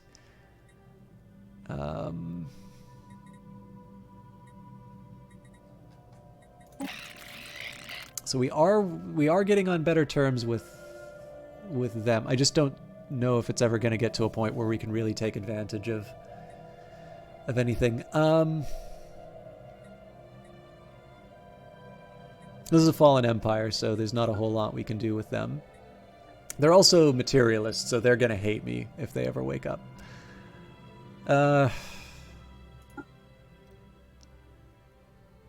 Yeah, I think in this case we just need to wait it out. Okay. As I said before, I'm just gonna clear... Oh! Yeah. So the problem is that with these alliances and such, I am not a part of them and don't have... Like, I don't have a clear path to becoming a part of them, so I should be a little bit cautious once the different kind of the different groups start forming. But I've got my foot in the door on at least one of them. I can also read most of the members' mail, so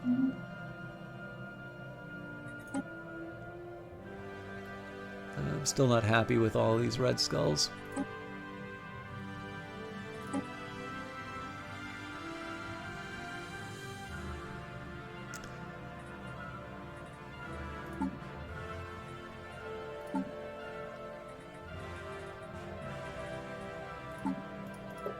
No slaves for purchase.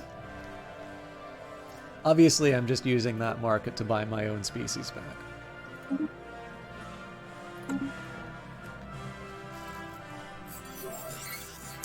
Zron Prime, strategic resource discovered. During its survey of Zron Prime, the ISS Deverick discovered a previously unknown strategic resource dubbed Zro. It is an extremely rare aerosol of exotic particles that appears to have been deposited here through a meteor impact, but its true origin is a mystery. Not anymore. Okay, so I will say, I've never actually done that, I've never done that story event before, so finding out that it's the dust of the Zronai that threw me for a loop. If only my skin flakes could produce psionic side effects. If ingested by psionically gifted individuals, this aerosol should act as a very potent and potentially addictive drug that enhances psi abilities. While we do not yet possess the means to extract this resource, we should seriously consider establishing control over the system for future exploitation. So, more importantly, there's the archaeological site to investigate. Okay, now I think we were saying, so Chor's Compass is the homeworld for the Caravanserai Caravan Coalition. So it's a little less likely overall that we're going to, like, I don't... The spirits have granted us new wisdom. I don't see anomaly found. the Zaxoids, like, treating this like Belgium and, like, going around the Maginot Line, right? But you never know. So overall, this is a little bit safer than than I'd have in other cases. Like the Caravanserai on its own is about 14k in terms of strength. But I want to have control over this wormhole. It is an entryway into my empire. So the material composition of this asteroid differs significantly from its neighbors. It is likely has a different origin than other bodies of this asteroid belt and should be investigated more closely. So that's why we took control of that system, and we're going to build up another defensive space. It'll be nice if I can use it to sort of just generally keep control and, like if I'm able to use it to get some extra resources, so much the better. I know that there is some trade value coming out of it, but the main purpose of this one is to sort of be like the base in Mestros or the base in Jabba, which is to just make sure that I'm controlling the gates in and out. All right, simultaneous collapse storage. Further advances in unstable entanglement have given us new ways to prevent unauthorized intrusions into our databases. Okay, new physics research. So research complexes, this would normally be good, but the problem here is that I need exotic gases. I'm only ever going to have, well, at the moment I only have one that I have access to. And again, I'm drowning in terms of consumer goods, so I don't need this right now. The disruptor, on the other hand, eats enemy shields, so this is a really tempting one. But the UV laser costs a little bit less. So I'm going to go for that instead. The disruptor's really good, though. I'll be sure to add that to the arsenal when the time comes. Now, one thing I have noticed about my bases is that Jabba is not yet upgraded. Rhizor is currently being upgraded. But everything... we're not quite ready to take it to a Citadel, but everything should be a Star Fortress at least. And then I'll just have to make some decisions about sort of what protection I'm putting in for the rest of my group. You need to take off. Great stuff. Time to run your own galactic empire into the ground. I'm sorry, I probably didn't answer anything that you had immediately wanted to know, Uphill Jogger. There's definitely, I'm doing a lot of building specifically because of these consumer goods here, but thank you so much for stopping by. If you want, I mean, I know Uphill Jogger in real life, so hopefully that makes them a little more tolerant of all my shoutouts during this. But obviously, if you would like something a little bit more tailored to your experience, especially now that you've been able to see me play the game, just get in touch, and I'll try and come up with things. And the same goes for everyone else, by the way. Like if enough people ask about an individual problem, I will 100% do videos on that sort of stuff. Just at the moment, I don't get asked the same question enough times to bring it in. But anyways, have a great evening. I guess I'll see you tomorrow, sort of. And thanks for stopping by. Okay, Junkball from the From Beyond crew report what first appeared to our scanners as an asteroid is in fact a gigantic floating ball of junk Comprised of the broken remains of various vehicles, rockets, and hazardous materials, many of them radioactive, the junk ball seems to be the detritus of an unknown alien nation in the early space age. It would appear this nation was an interstellar litterer, ejecting dangerous industrial waste into orbit and rather than disposing of it planetside. Radiometric dating suggests these remains are millions of years old and have been floating through space from an unknown point of origin for most of that time. Science Officer Bird Jumax notes that some of the materials on this floating junk heap are quite rare and could be refined into useful resources. Waste not, want not, and that is... Oh, yeah, we'll have control over that. All right. We have a fight coming up reasonably soon. It's a one-sided fight, but still. And again, just doing a quick audit of my worlds to... Good lord. Why do I have so many jobs available? Oh, because it's my industrial world.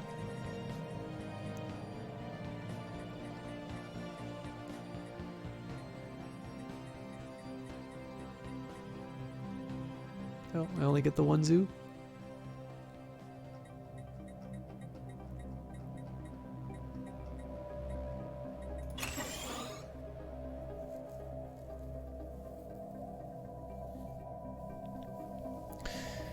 Okay.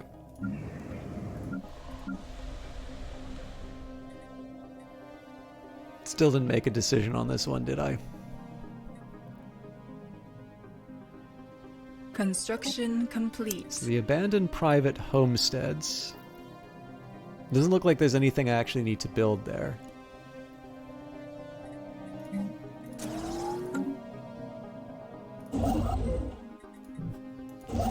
Okay, so we'll get the resources out of that. This one, this is just really for the research. Following that, though, we're going to grab the energy off of this system and then the exotic gases off of the DRAM system. Oh, Junk Ball, this is a good name for a punk band. Anyway, you dude, you're going to catch some noms. Have a great evening. Catch you sometime soon. Absolutely. I'm sorry. I know Stellaris probably does not make any sense to non-fans. It's great to hang out with you, Brian. Have a good dinner. I'm looking forward to catching your stream next time. And I don't know what your schedule's like, but we should find some time to play something if you have it.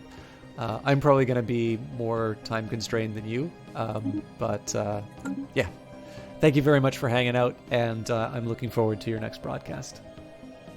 And again, everybody, I know I get a chance to do, I know I do a lot of shout-outs, and I know I go on for a really long time with them. But again, everybody who I've mentioned on here, I really do strongly recommend checking them out. Not necessarily everyone is always going to be 100% your fit, but I take the time to talk about these streamers because I really do value what they're doing, and I think that as a whole, you'll know if it's not for you with enough time.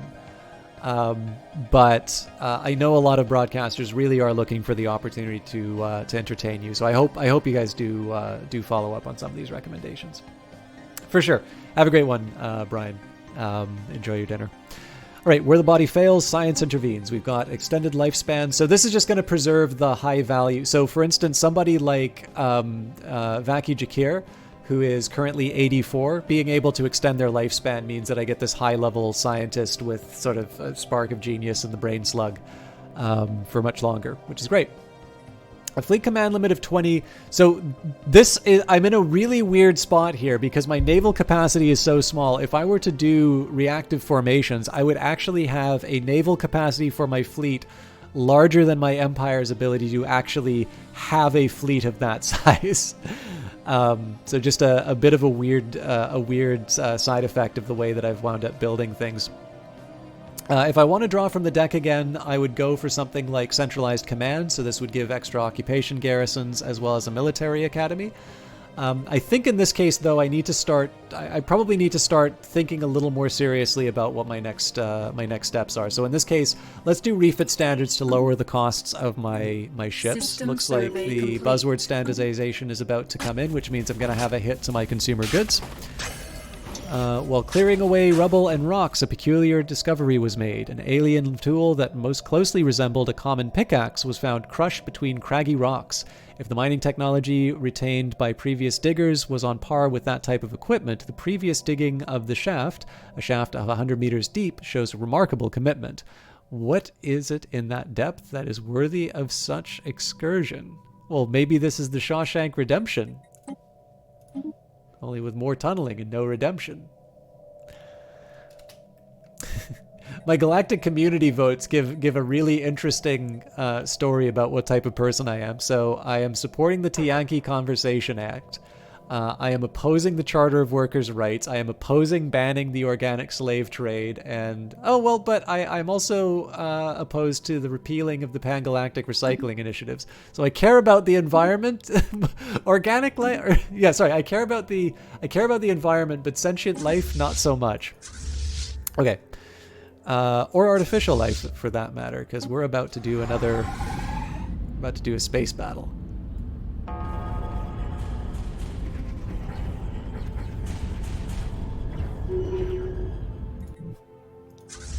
All right, is there anything else nearby that we can... Like, we didn't suffer any damage on that. Okay, the Master's Teachings. I think this was Yes, that was an influence-based one, which I can't afford right now. So that's a little bit of a shame because it was helpful for the research. But we'll leave that be. In the meantime, let's go and take out the mining drones again.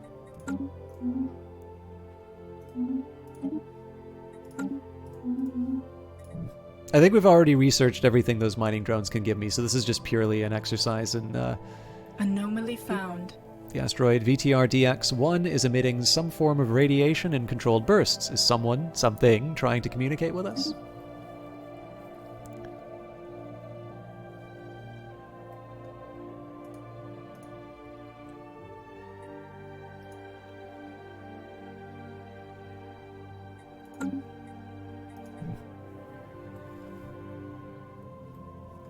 By the way, does anybody else think of the Outer Wilds music now that so our sensors are unable to penetrate the thick fog surrounding the planet. Ships that enter it do not return.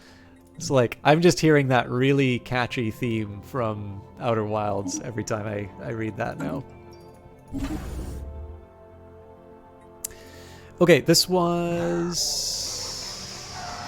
Right, this is the defensive system. All right, illicit communications. A cobbled-together comms repeater has been inexpertly strapped to VTR-DX-1. Science Officer Burd Jumak is confident that this is part of a relay network for pirate communications. Initial analysis indicates that the messages relayed are not part of a particularly strategically sensitive nature, but rather private intership communications between individual crew members. Perhaps we can learn something about life in deep space. So this gives them the statecraft. Now, again, they're currently on a science ship, so they're not going to be employing that in the lab. Okay.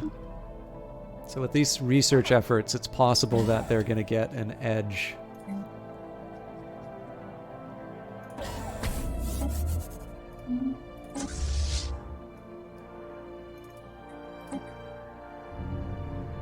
We'll watch this from the mining drone's perspective this time. Construction complete. Oop. Before I do that, though, let's buy back one of my species, and we'll put them to work on the industrials site. LuxFair47, thank you very much for that follow. So this is one of the nice little ways that I'm... the reason why I always take the time to buy up... so one, it's a nice thing to do, obviously, to get my own species out of slavery. But number two, I'm directing them towards the industrial world because I'm trying to get the population up on that so that I can deal with my deficit. Again, I can convert my Forge world into something a little more balanced, but I really do want to stress the amount of alloys that are being generated and just build my industry up to a point where I can accommodate what I've been doing before. So it's a little frustrating at how slow it is, but I'm trying to do this so that I don't put in these structural problems in my empire for the long run. Man, they're really, really becoming best friends. All right. Sorry, I promised space battles.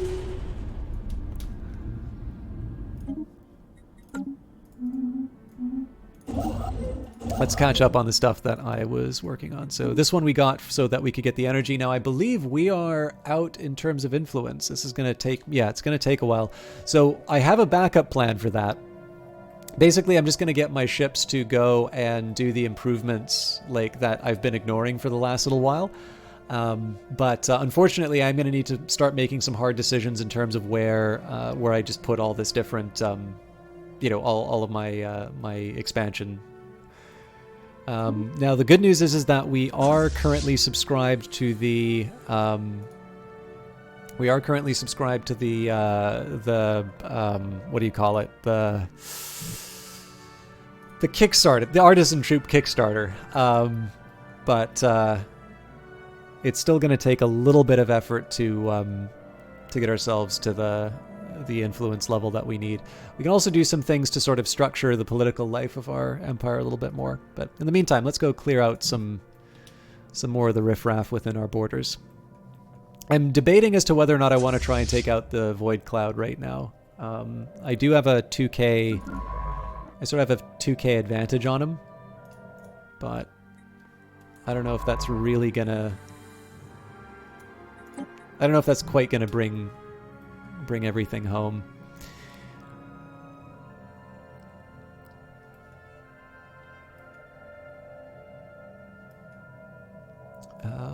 What else would be blocking my researchers? So we've got the shards. This is a little strong for me, so I might just leave them. Construction complete. Okay. I forgot to do this expansion on Riser. In fact, here I'm just going to queue up as much construction as I can. Now, this might have some implications for my overall energy, but I think it's better that I rip this Band-Aid. For the same reason that I'm running a consumer goods deficit right now, I think it's better that I just rip this Band-Aid off rather than have an sort of an illusory picture of what my empire is capable of.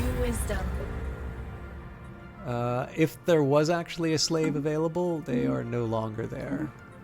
Okay. Ultraviolet lasers are an updated and more powerful version of their blue predecessors. Accurate and destructive, these weapons are capable of inflicting great damage. It's been a while. Oh, I normally would have done the improved deflectors because we're actually quite weak to energy damage right now, but look, we're the Black Codex. There is one thing we care about. Quantum hacking. Alright, Defended Tomb. Finally reaching the bottom of the dig. Finally reaching the bottom of the dig, the cause of the anomaly reading was unveiled. An old tomb, likely to be the burial ground for some alien ruler. There wasn't enough time to investigate further. Moments after entering the mausoleum, some ancient but powerful trap activated. It triggered a local earthquake, making the shaft quickly lose structural integrity and start to collapse. Narrowly, fatal damage to the expedition was avoided, but the shaft was once more full of loose rocks and boulders. Let dead kings lie.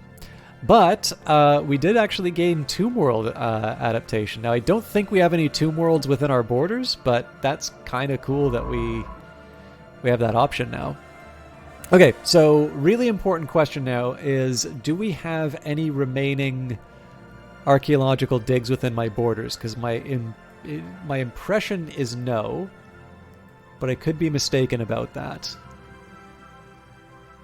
No, basically there's Zron, and Zron's going to need influence to expand. Actually, you know what? I can probably expand to it now.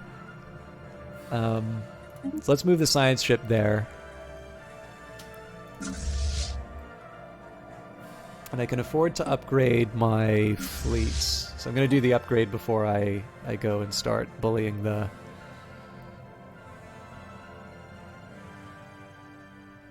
remaining...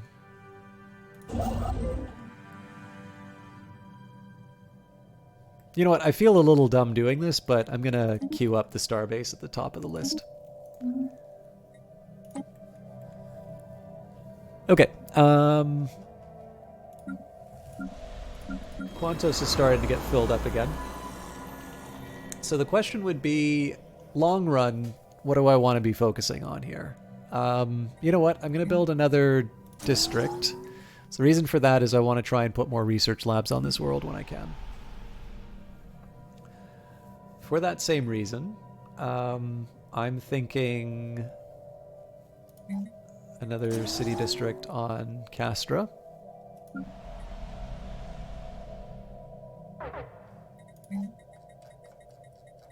Intham was able to have a Ministry of Production ages ago.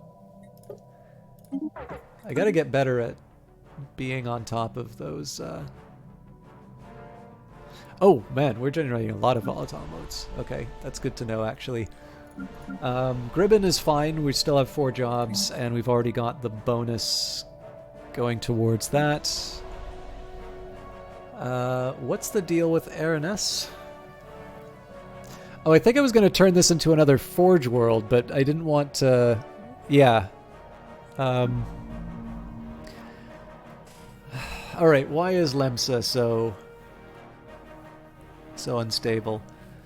Utopium Dream, Psychic...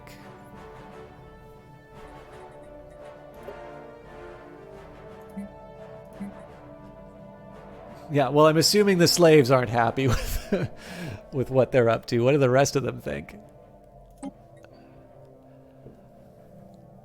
Well, even the specialists are unhappy, so what's going on here? Specifically my artisans. Oh, right, the consumer goods shortage. Well, that's only temporary.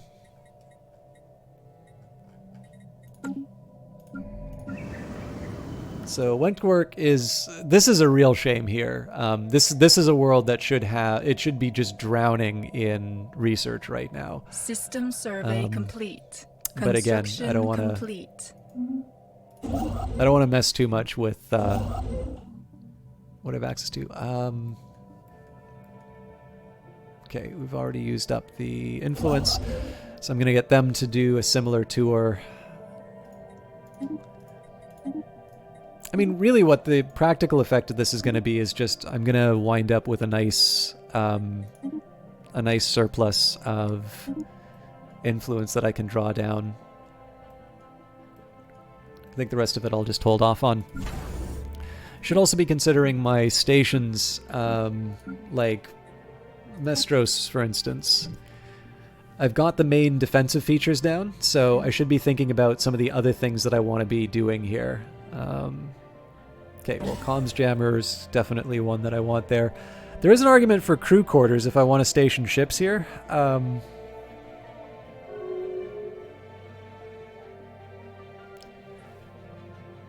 Oh, crap.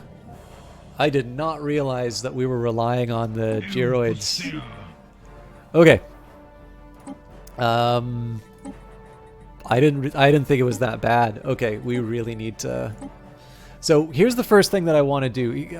Let's see what we can get from them. So...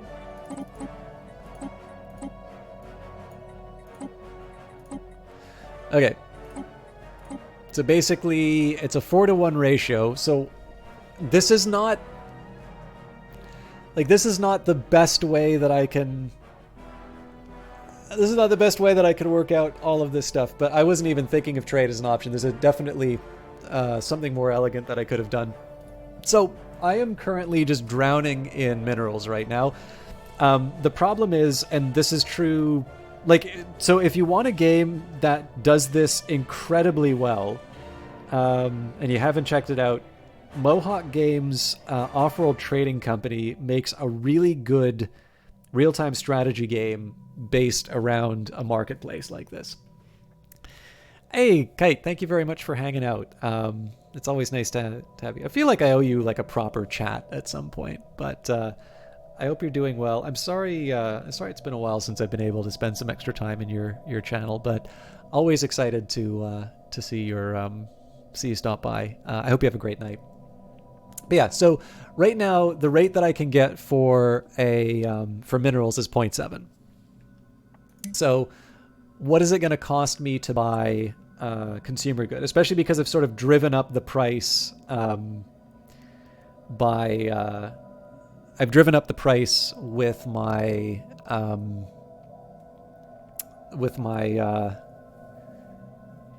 my purchases already. Actually, this is interesting. So it's basically 3.71 for every consumer good. So with that in mind, here's what I'm gonna do.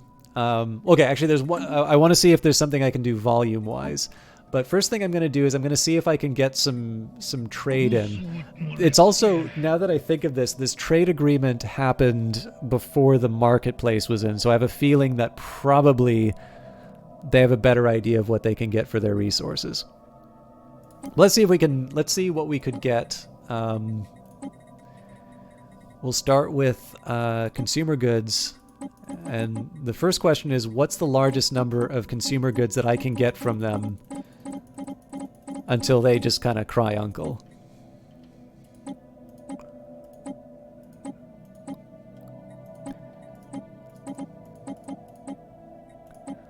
$75. Okay. So basically, so I'm not actually going to spend $278 because that would bankrupt me.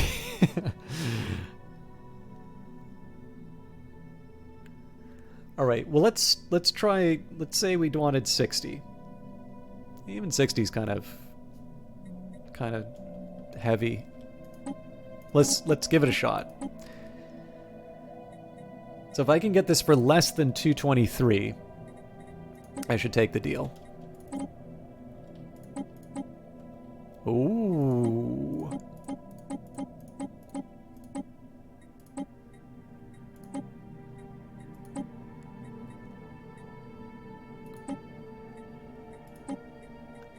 That's a deep cut that I'm making in my mineral production.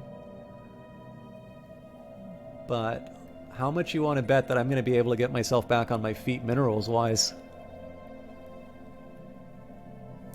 So the total price I'm paying, and this is a 30-year deal, I'm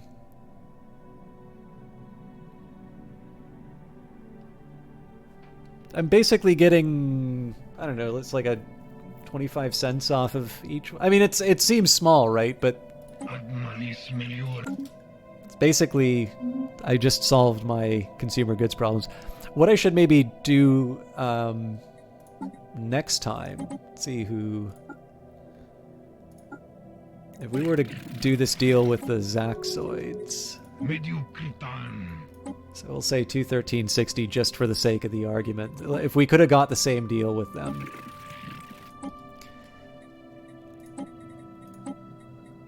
Now again, I don't normally want to give it to something that's a rival because that potentially helps them, but...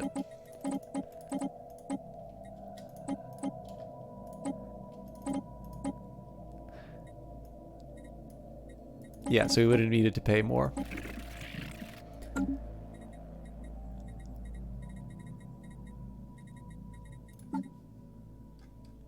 And then probably... probably not worth even trying here, but...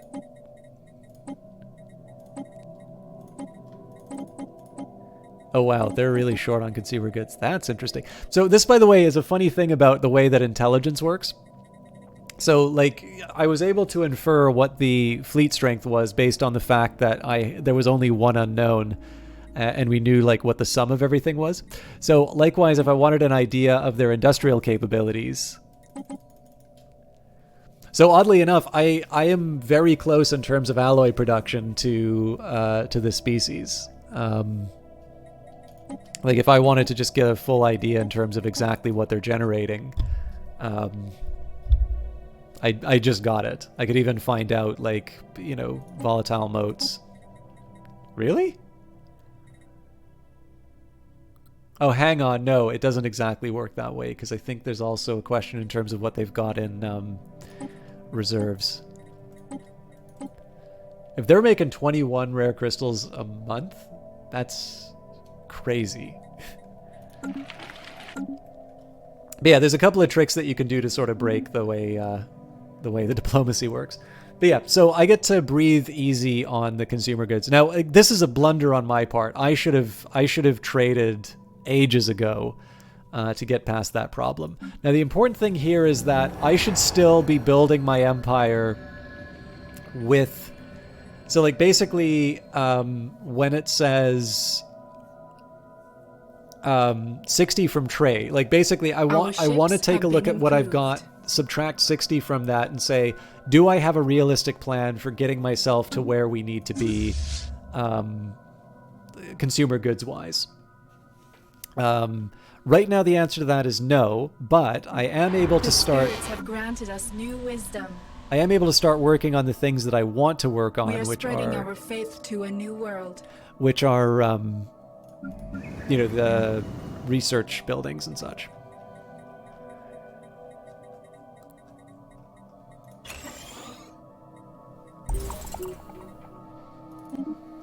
Okay, Advanced Railgun, a new version of the venerable railgun with sturdier rails and enhanced power supply. These weapons are even more powerful and accurate than their predecessors. I could do flat cannons if I'm worried about incoming fire.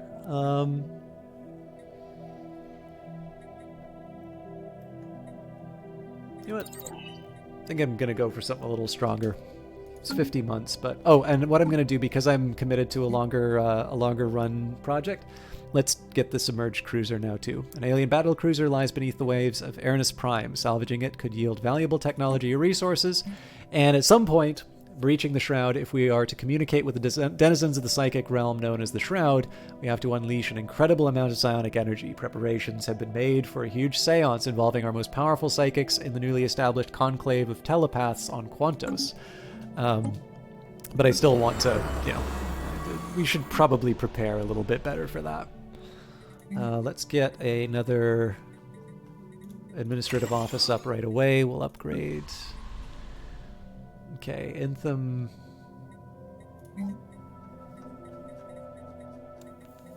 I mean, the real question here is what else do I want to use all of these slots for? Construction complete. Sorry, for some reason I didn't pay attention to this. Moon base. Ruins of a large base complex of some kind can be found inside a large crater on this moon. It must have been abandoned thousands of years ago. The energy barrier that encompasses the nearby planet appears to originate from a source directly beneath this ancient base.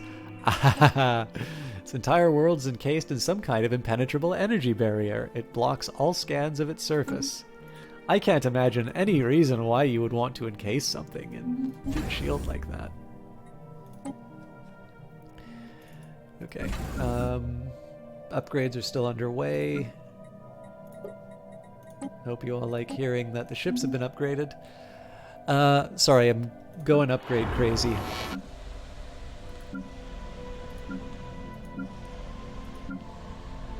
I think what I want to do now is make some specific decisions in terms of what I'm going to use each world for. So, Aranus... This is a funny choice. I wouldn't have actually thought I was going to build it this way. Excuse me. But the funny thing about Aranus is... so I've got Castra, which is a bureaucratic center. Intham, which is my Forge world. So Aranus could actually become my... Oh, you know what I'm actually probably going to wind up doing? I'll probably switch Intham into the consumer goods world and Aranus into the Forge world. But for now, we're going to get this one to focus on industry. Lems is still going to be focused on industry, but again, they've got tons of pops there. Wentwork. I think we'll do even temples and science for the time being.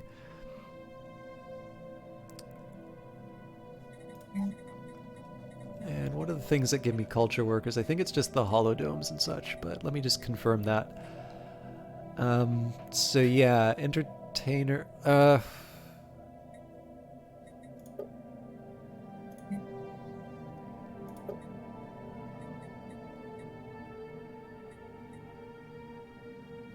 I'm trying to remember how culture work, gets handled.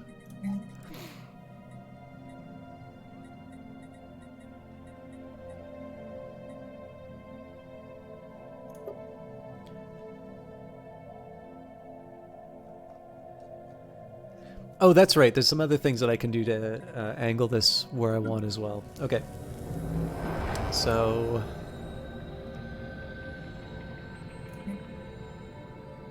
I believe I can say... Researchers are the I think there's only one priority that I can set, so... Castra... Generally, they kind of do what they're supposed to anyway, but... Just so I can get everything built the way it should be.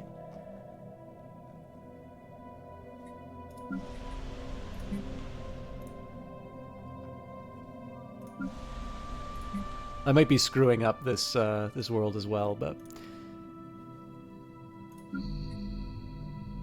Or these worlds, rather. Now, the funny thing about Wentwork is that I can't do it here because prioritizing priests or scientists would sort of take one over the other. So I'm going to leave that one alone.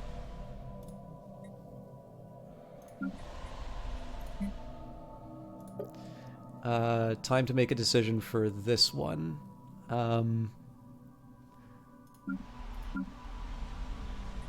Okay, well, here's what we're going to do. Ugrassil will actually become a forge world. Teia will become an industrial world.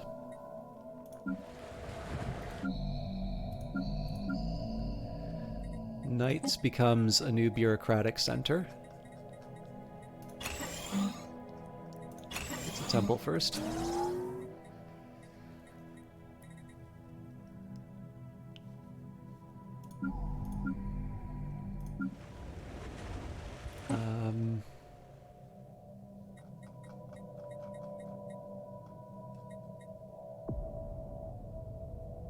I may need to consider my mineral resources at some point, too. So Aranis is a good location for that. I also had one which was, like, dedicated to minerals. Right.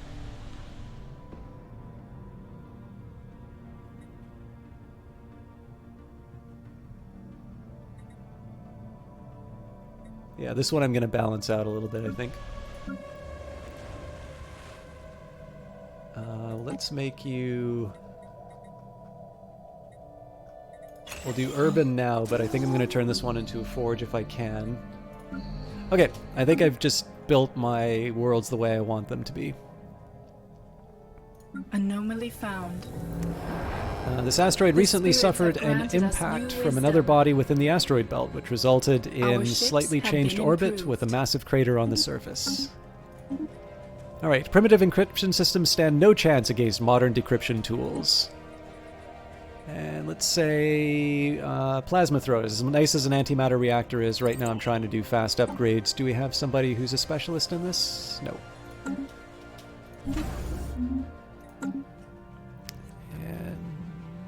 our ships have been improved. Cassini fleet.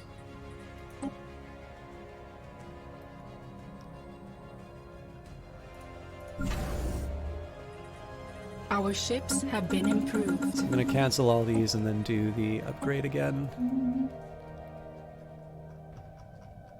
I do eventually need to invest in an army.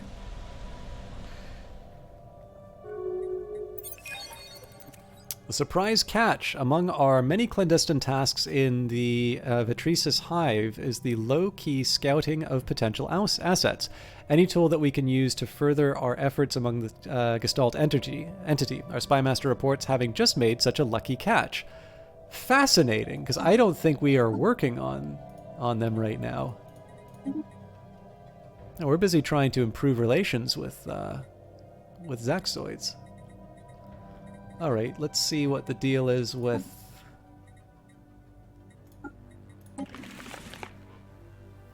Interesting. Okay, so we've suddenly gotten quite a bit better at dealing with them. So we've got a pheromone emitter. This pheromone emitter affects the behavior of all nearby drones. Sounds tasty.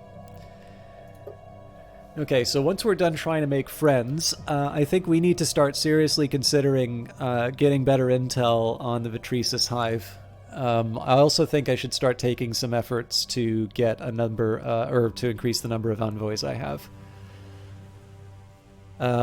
Yeah, the fact that we've got an asset and the fact that we're in a good position to... In fact, there's an argument Like, it'd be nice if I could make things better with the Zaxoids. Yeah, we can get our non-aggression pact. That's good.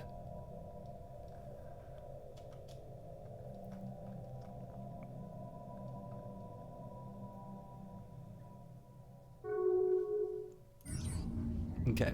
Asteroid collision. Upon closer examination, we have discovered that a smaller asteroid consisting almost entirely of precious metals recently collided with 219511B1. The small but dense cache of metals was hidden just beneath the asteroid's surface, but now that it has been discovered, it should be accessible to mining. Okay. So here's what I'm going to do here. We're actually going to pull our diplomat from the Zaxoids.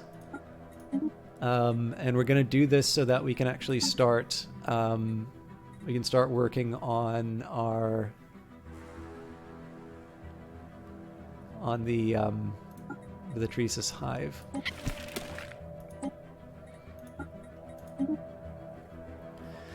So right now I just want these numbers to go up.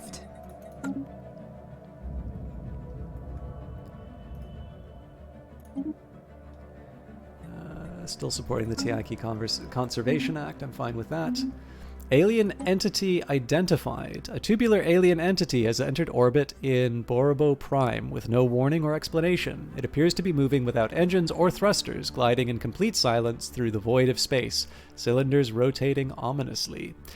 Though it has yet to display any signs of aggression, it refuses to acknowledge our hails. Our military advisors warn that it may pose a considerable threat to the inhabitants below and implore us to engage in neutralization protocols.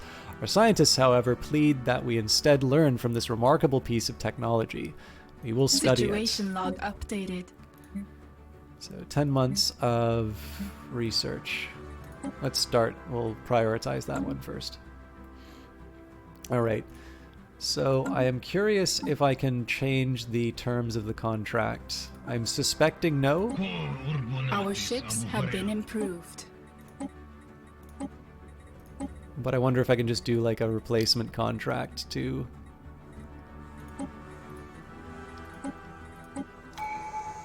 Our ships have been improved. Wait, really? Isn't that like a better deal than what I'm...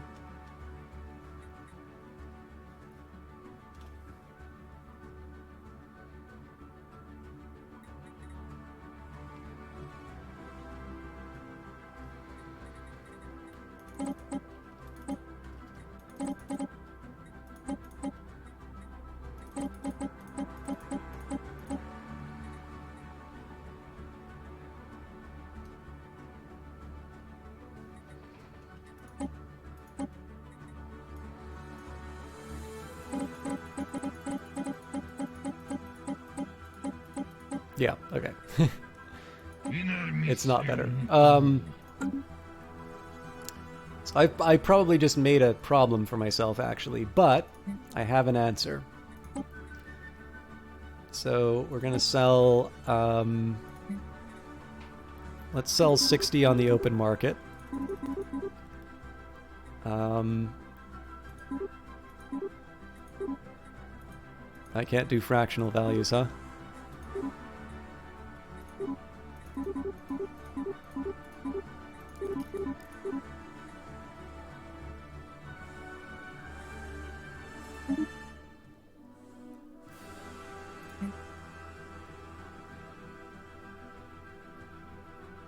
Wow, that's pretty expensive.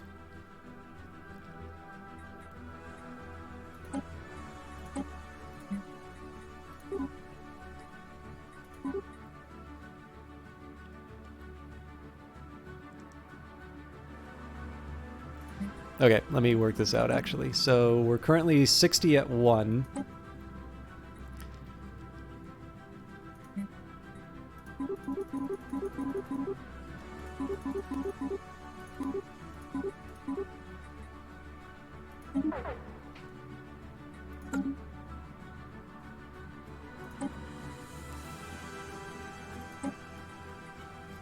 Sorry, that should be 100 at 2. And we've got Unity. Let's move on from that just a little bit. Nope, we got to make the decision now. Okay, so the question is, what's the direction that I want to take for the next few decades? We should be overcoming some of the issues as far as my... as far as Unity and such is concerned. I should be improving my administrative capacity as well as my ability to generate Unity and research. But let's think about what our next steps are going to be. So, diplomacy will change my diplomatic influence cost, and it will adjust our trust cap in the end. We could form a federation. Actually, the market fee would be really helpful here, as well as the base trade protection. For domination, clear blocker costs, that's a huge one for me.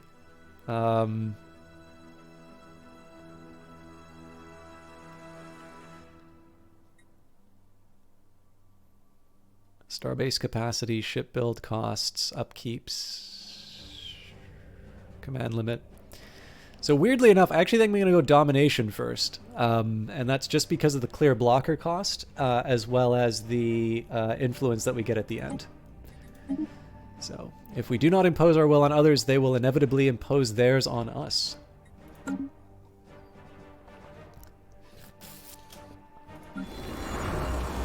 Should probably get a little more comfortable with my energy credits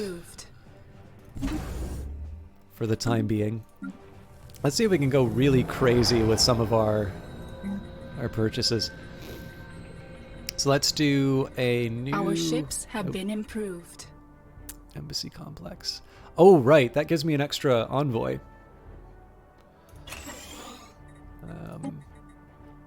So now I got to start clearing out. So I think I'll probably clear out the mining districts at some point. Construction complete.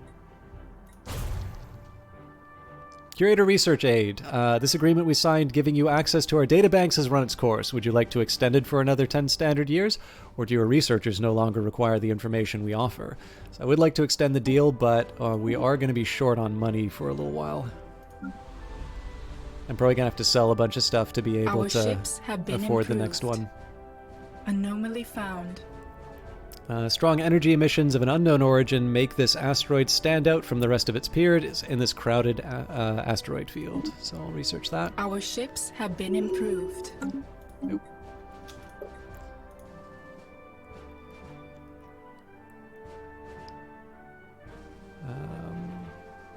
Yeah, I think I'll still keep working with them, so.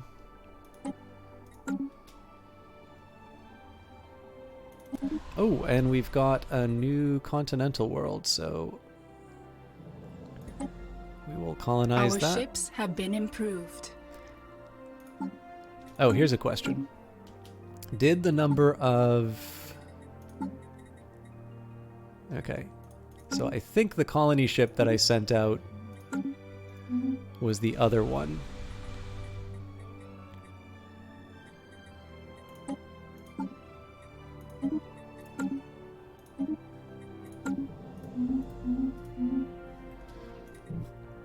So I would, of course, love to start working on another terraforming project, but I do need to prepare for the artisan troop asking me for money. Our ships have been improved.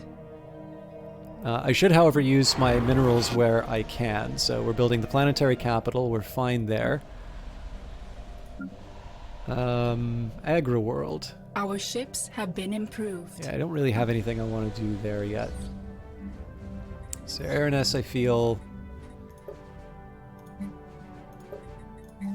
one more, at least. Weapons target range. Asteroid ONA OR95 is pockmarked with craters from weapon blasts and appears to have been used as a target range by someone roughly 2 millennia ago. Residual energy readings suggest they tested increasingly exotic weaponry, including subspace bombs with some kind of singularity generator. Our scientists would be interested in studying the unusual energy echoes that remain.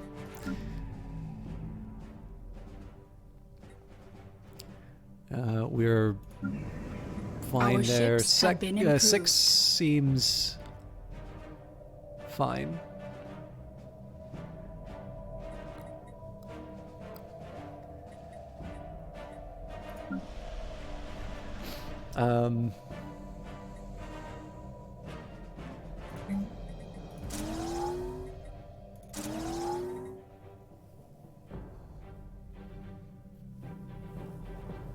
I'm not sure if I made the right choice there, but I'm sticking with it.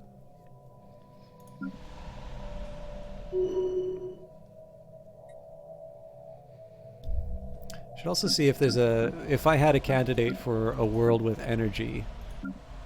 I guess it would be Gribben.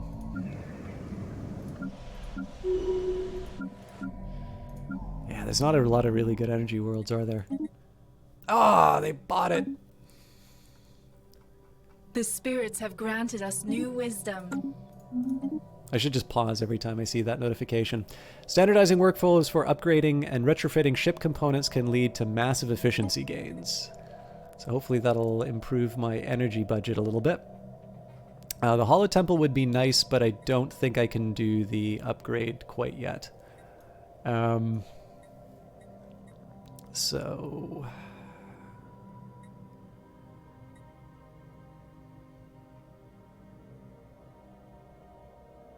Capital buildings.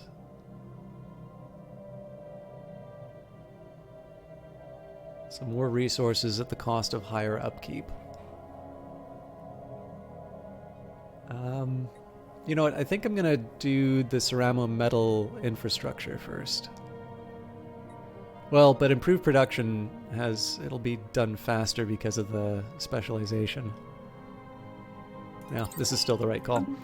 Okay, esteemed patriarch Calbascool, a decade ago the Black Codex pledged to support the artisan troop, and so you have. The time of your patronage is coming to an end, but we would be remiss not to ask, would you care to renew your subscription to the finest arts and crafts in the galaxy?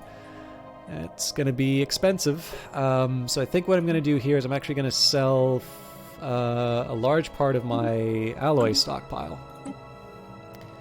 Not my favorite choice, but a necessary one.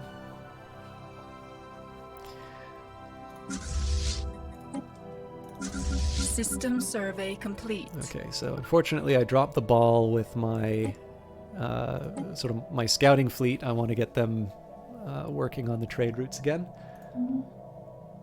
This is a case where the Special project complete. this is a case where the diplomacy route would have been helpful because it would have basically locked down all of those trade penalties or all those piracy penalties I'm getting. But special project completed. The salvage mission on Aranus Prime has succeeded. The ancient cruiser that lay on the bottom of the ocean has been resurfaced and repaired. It is a wondrous sight to behold, and from repairing it, our engineers have learnt more of the secrets behind its design. Ah, so another cruiser class ship to mess with my my fleet cap. Nice. Okay. Pretty powerful though, so we'll stick that in the Destiny Starfleet. Okay, moving forward. I have a little bit more cash now, so let's say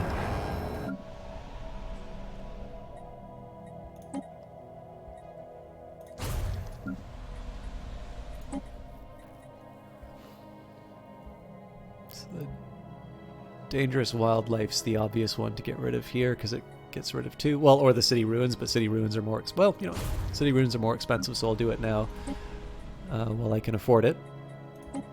Okay, so this one I should be looking to try and get as many sort of food-based sectors unlocked as I can. I might maybe do a backup with some energy if it comes down to it, but yeah, it looks like it's all mining. Oh, sorry, actually, before I do that, let's get rid of the dangerous wildlife because that unlocks 2 slots.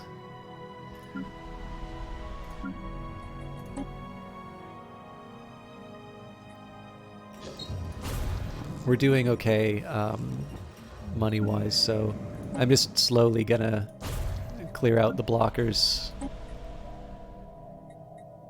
while I can.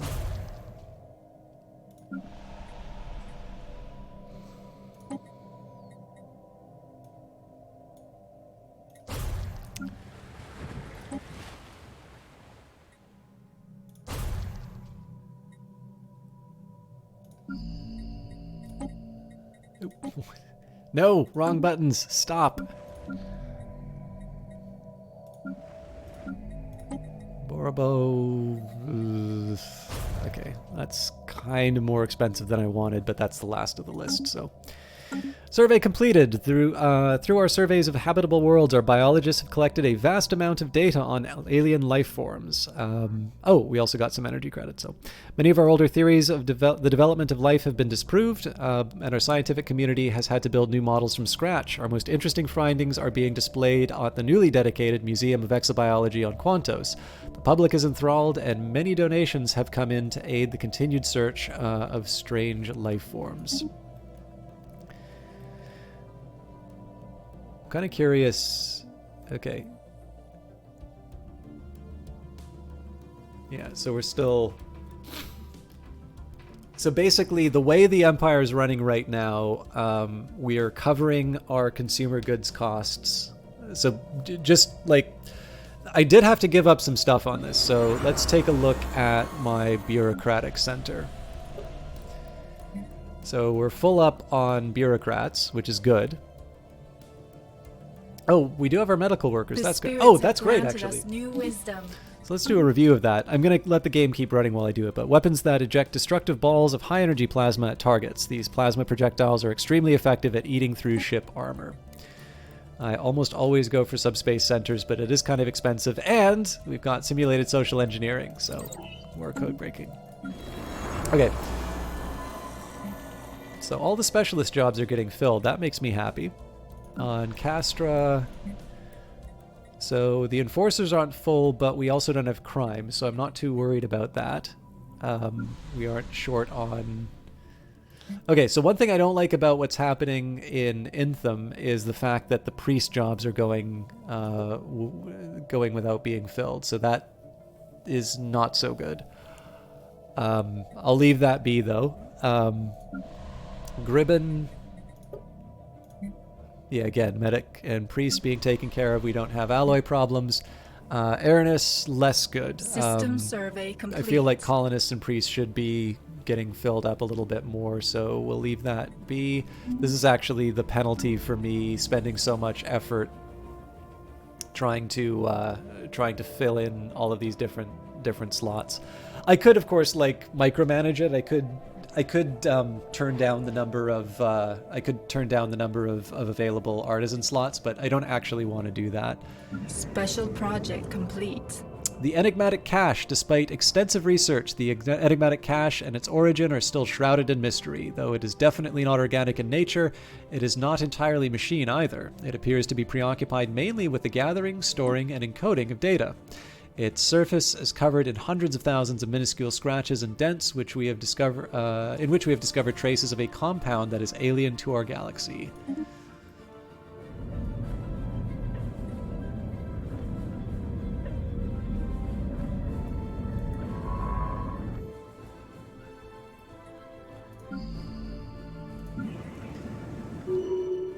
So these worlds which have priests that are not being filled. Actually, this is one that doesn't have specialization, though. Recovered cache. While clearing the wreckage on Quantos, we recovered an ancient cache of technology that dates back to our former empire. Only a minimal amount of research should be required to reintegrate this knowledge into our technology base. So it looks like in this case here, I've sort of outpaced whatever claimed a new world. research I could have gotten. Please. I wasn't paying attention. Okay. So we'll do our usual loadout. I'm actually worried here that we might be a little too obsessed with industry.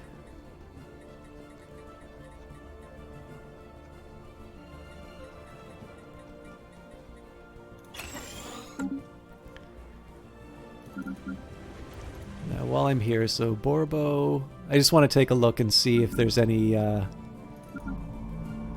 no, there aren't really any natural spots for colonization.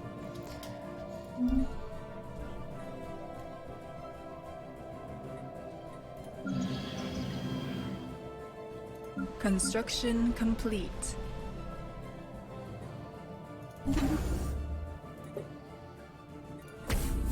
So Riser immediately gets turned into a star fortress. We'll add some extra scary looking things to make it more defensible. And we will send these folks on patrol to the Unar system.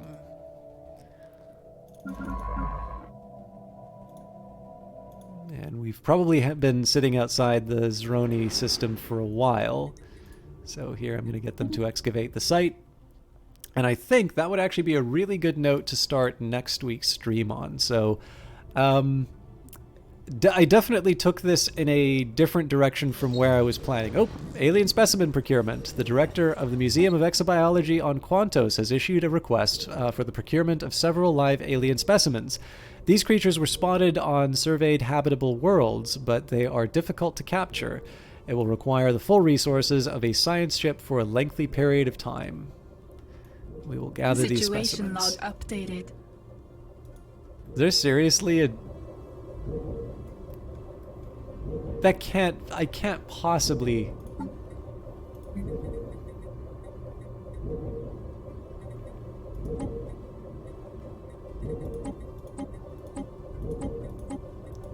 Okay, good. I was like, if the alien species is on Zron, which is the shrouded world, I wouldn't know what to do with myself. But yeah, I think starting this will be a fun place to start next stream. I am a little surprised with how I turned out, or I sort of solved the consumer goods problem. So this is, I mean, partly a function of just me not playing the game after a while. And it would have been nicer if I could have had the penny drop a little bit earlier, but I'm okay with how it turned out. So we're working on the Tianqi Conservation Act. I'm in support of this one, so it's not a done deal. In fact, it's worth noting that my allies are opposed to this, and the Talakur Citizen Compact is more likely to get along with these two than they are to get along with us. So it's possible that this will be defeated. And we've got regulatory facilitation, so we should leave regulatory decisions to the experts. Industry leaders are the best qualified to identify wasteful regulations that impede productivity. So extra weight from economy, better work pop resource output in exchange for habitability. Now, I've been struggling with habitability, but what is my... So economy is my strongest feature. So that does actually... Yeah, the funny thing here is that this does give me a little bit more influence in the galactic community. So I will support it for now.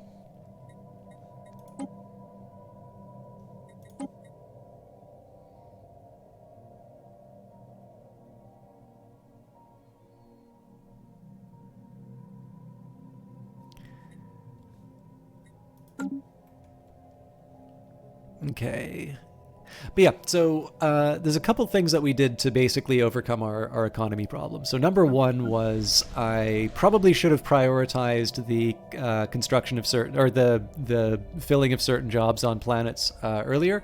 And then, of course, there was an obvious one which I used earlier, which was the trades. Now, unfortunately, I made the decision to restructure the way that the planets were being filled after I entered into this 30-year contract with the Gyroids. So what's going to happen is in, however many years, the contract is going to finish, and I'm going to have kind of a big 60 consumer goods hole blown in my economy. I'm sort of making some of that back. So there's a bit of a long game that I'm playing with this as well. I'm doing this buying and selling partly to alter the prices. So I know that once all is said and done, I'm probably going to want to sell more consumer goods, or I'm going to want to buy more consumer goods, and I'm going to want to sell more minerals. So if for the period when I'm a little bit, I've got an imbalance of these, hopefully this will start sort of altering the prices a little bit. But again, like, I've bought so many more consumer goods than I've sold, and similarly, I've sold many more minerals than I've bought. So even 30 years of this, I don't know if I'm really going to be bringing those balances back. And more importantly, I don't know if the price is going to be affected, because now that we have the galactic market, there's a whole other question there. But that's a conversation for a later time. I am very intrigued by the fact that we are now, by the game standards, equivalent to the Zaxoid Stellar Confederation. Now, I think in terms of the victory conditions, well, I can shut up. Wow, we really...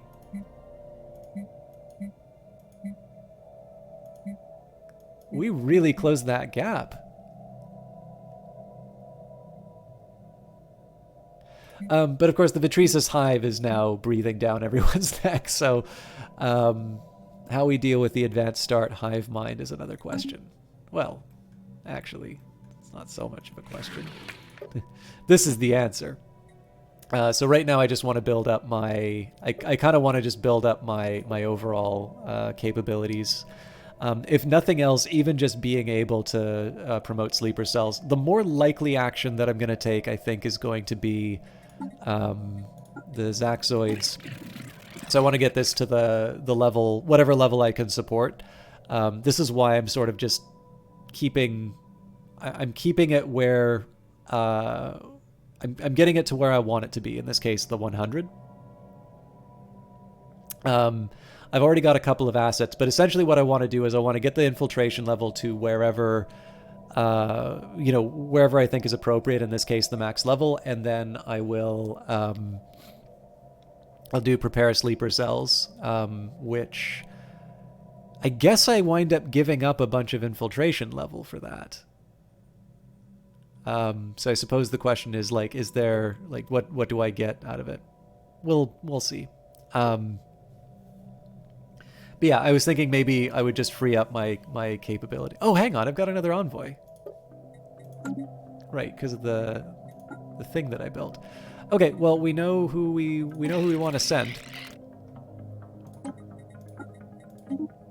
If we can get some kind of a defense, like, so the best outcome for me, if I can, is under the... No, not the species. I thought it said the ethics.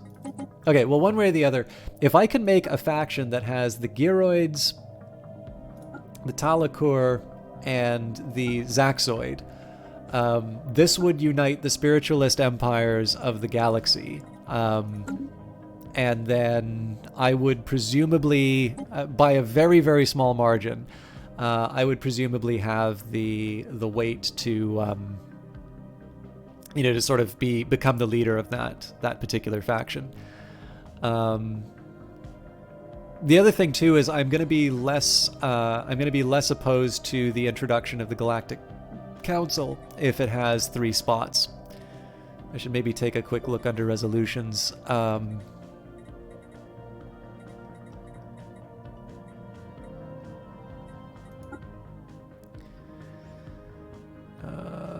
I guess it doesn't say.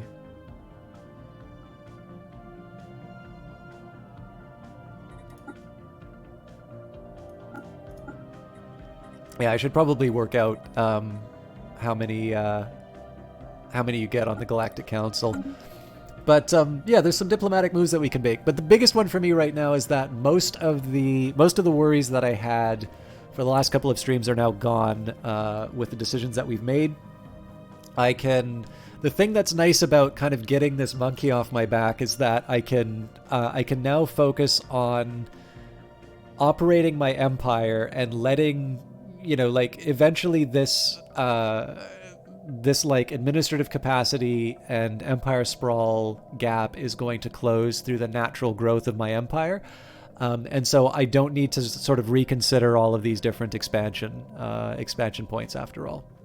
Basically, my gap right now is 76, so it's a little bit more than when I started, but there is sort of there's a closer end to it, and of course we've got a couple of worlds that will eventually become more focused bureaucratic centers. But with that in mind, thank you everybody for watching. I don't know quite what the audience is right now. Let me just bring that back.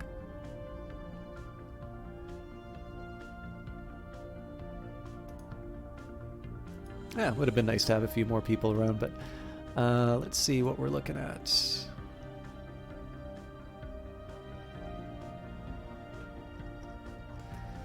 There's a few people online tonight, so I know Azure Wind normally is finishing around this time of night. But you know what? He's the best option. So Just a recap for what I'm up to for the rest of this week. Tomorrow there will be another episode of The Elder Scrolls. I'm going to do my best to get a couple of episodes recorded ahead of time for that.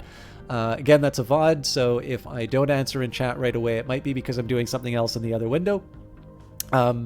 For on Wednesday, I'll be a Brace Yourself game. I might actually go back to Industries of Titan, as much as I like Phantom Brigade. I know Industries of Titan really only got one day recently, so I will I'll carry on that, and I'll say on Twitter which one I'm playing. But I am leaning towards Industries of Titan.